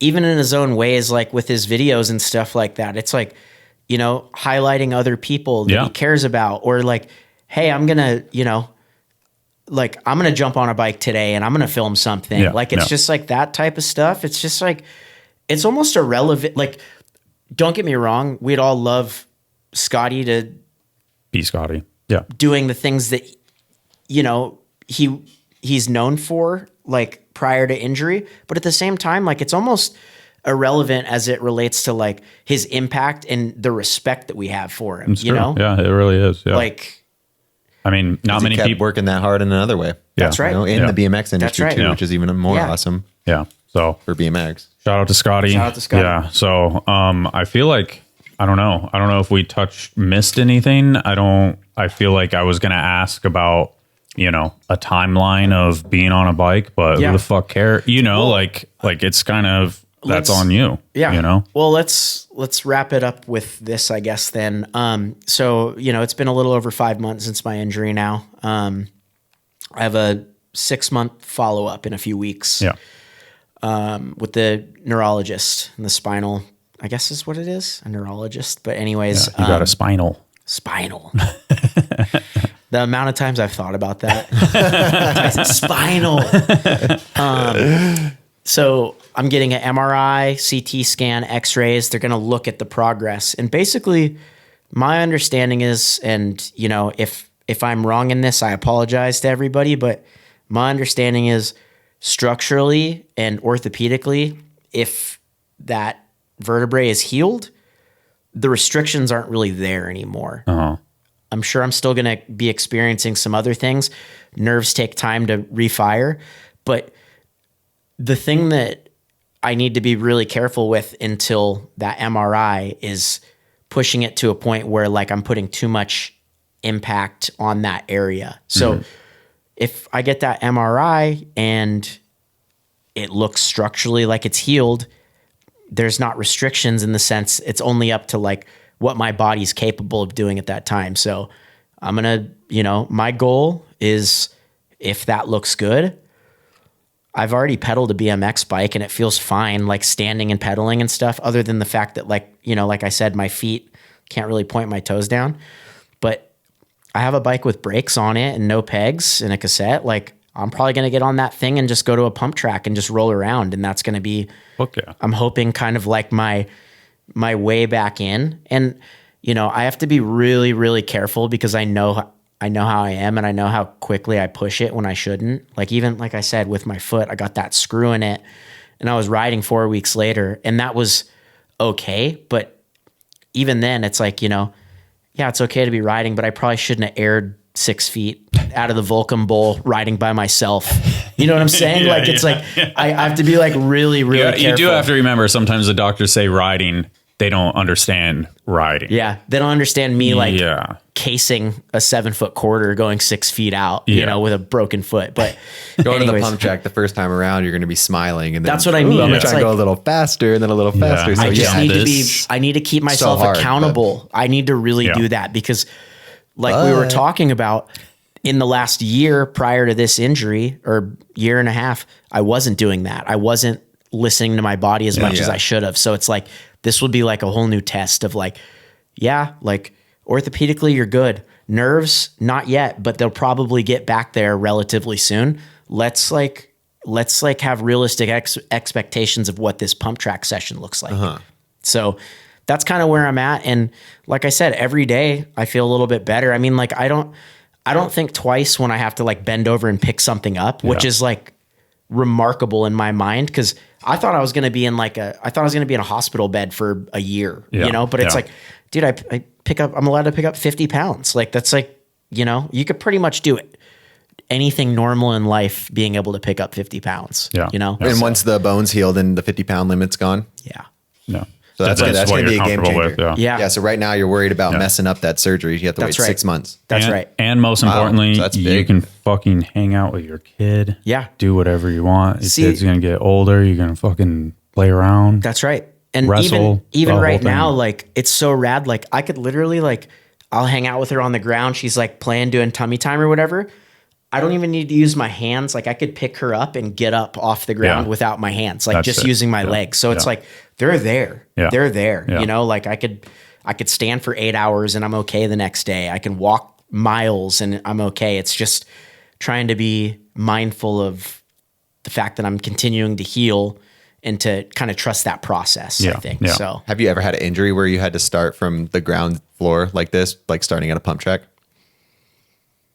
No, because I'm dumb and I always the second I get cleared, I launch myself off something like a dummy, dude. This is going to be huge. You're going to feel better than you ever have in your life. I've had maybe a couple where I started like really basic. The femur, I'm sure was like that. Femur, yeah. I can't think of the other one, but definitely when you start like that, that's when you end up usually feeling the best. What was the one that we went to? We went to your backyard and you're like, dude, I haven't ridden in months. I'm not. And then you just 6 foot air or something. Instantly. And I'm like, but riding the ramp, so that is like really, I'm sure that's like home base. To keep it careful though, I'm sure I was because when I'm riding like that, but I'm saying I have had to start like pegless, put the brakes back on, just take everything off and just go back to the brakes. So you're just, that shit's unreal though. When you start with I'm going to take my hand off a little, like, you're not like, all right, I'm going to just 180 bar this pyramid, second session back. You're like, I'm fucking don't care about that. I want to just ride. I want to feel the wind in my hair. Yeah, no, exactly. And it's like, I just want to like be able to like mindfully enjoy that process of getting back, you know? Cause like, I don't want to be like, I'm sure there's going to be times where I'm like, all right, I want to push it a little bit, but I want to be like, hey, like this is a blessing just being able to touch this thing again. And I could walk and I could pedal and I could do this and that. It's like, I want to be able to like enjoy that process. I'll have to say it real quick, but like I was texting with Dennis a couple months ago and it was probably like right after he got knee surgery. So it was at like a month and a half ago or something like that. We were texting and he said something really cool in the text and I've been holding on to it. And we talked about it the other day as well. He said something like, you know, hey, like, yeah, I got hurt and I'm just enjoying the healing. And I realized like, I felt almost convicted. Like, oh, I haven't been enjoying the healing because I've just been like granted, like, yeah, I get to spend time with my daughter and my wife and like, but it's like, I haven't been like mindfully like focusing on like enjoying the healing process and like enjoying that I'm getting a little bit better every day. So it's like a little text like that has like kept me in check way more than anything else. So with injuries, I think that's a lot easier way to go about them instead of like looking to where you're not and what you once were. Look at where you were last week and last month. That's right. Cause you're it's just like riding where you're learning new tricks and that feels good. Yeah. When you're not learning new tricks, you're not riding, you're not filming clips. You got to find the good. And you know, like you started like, okay, now I can pick my baby up. Now I'm not getting taken care of by Jenna. You know, there's so much. Exactly. My knee thing was way less crazy than you, but I was having a baby too. And my first thoughts laying on the ground when my leg was all curled up and I couldn't move it and knew I was getting surgery definitely knew I was getting surgery. I was like, fuck, like my baby coming. Like, like, damn, that was the first thing. It wasn't like riding again. Yeah. Yours is way different, way gnarlier. And that's why when we were talking at Vans the other day too, I was like, it was a lot easier for me to enjoy the healing process because I knew the timeline and everything. Yours was a little different because there was a point where you're like, I don't know. Now you know, but there was a point where you didn't know. And that's the thing. It's like, I guess like I couldn't take that information and use it early on, but I can do it now. You can do it now. You know, I've been able to do it for the last month where I'm just like, dude, like, you know.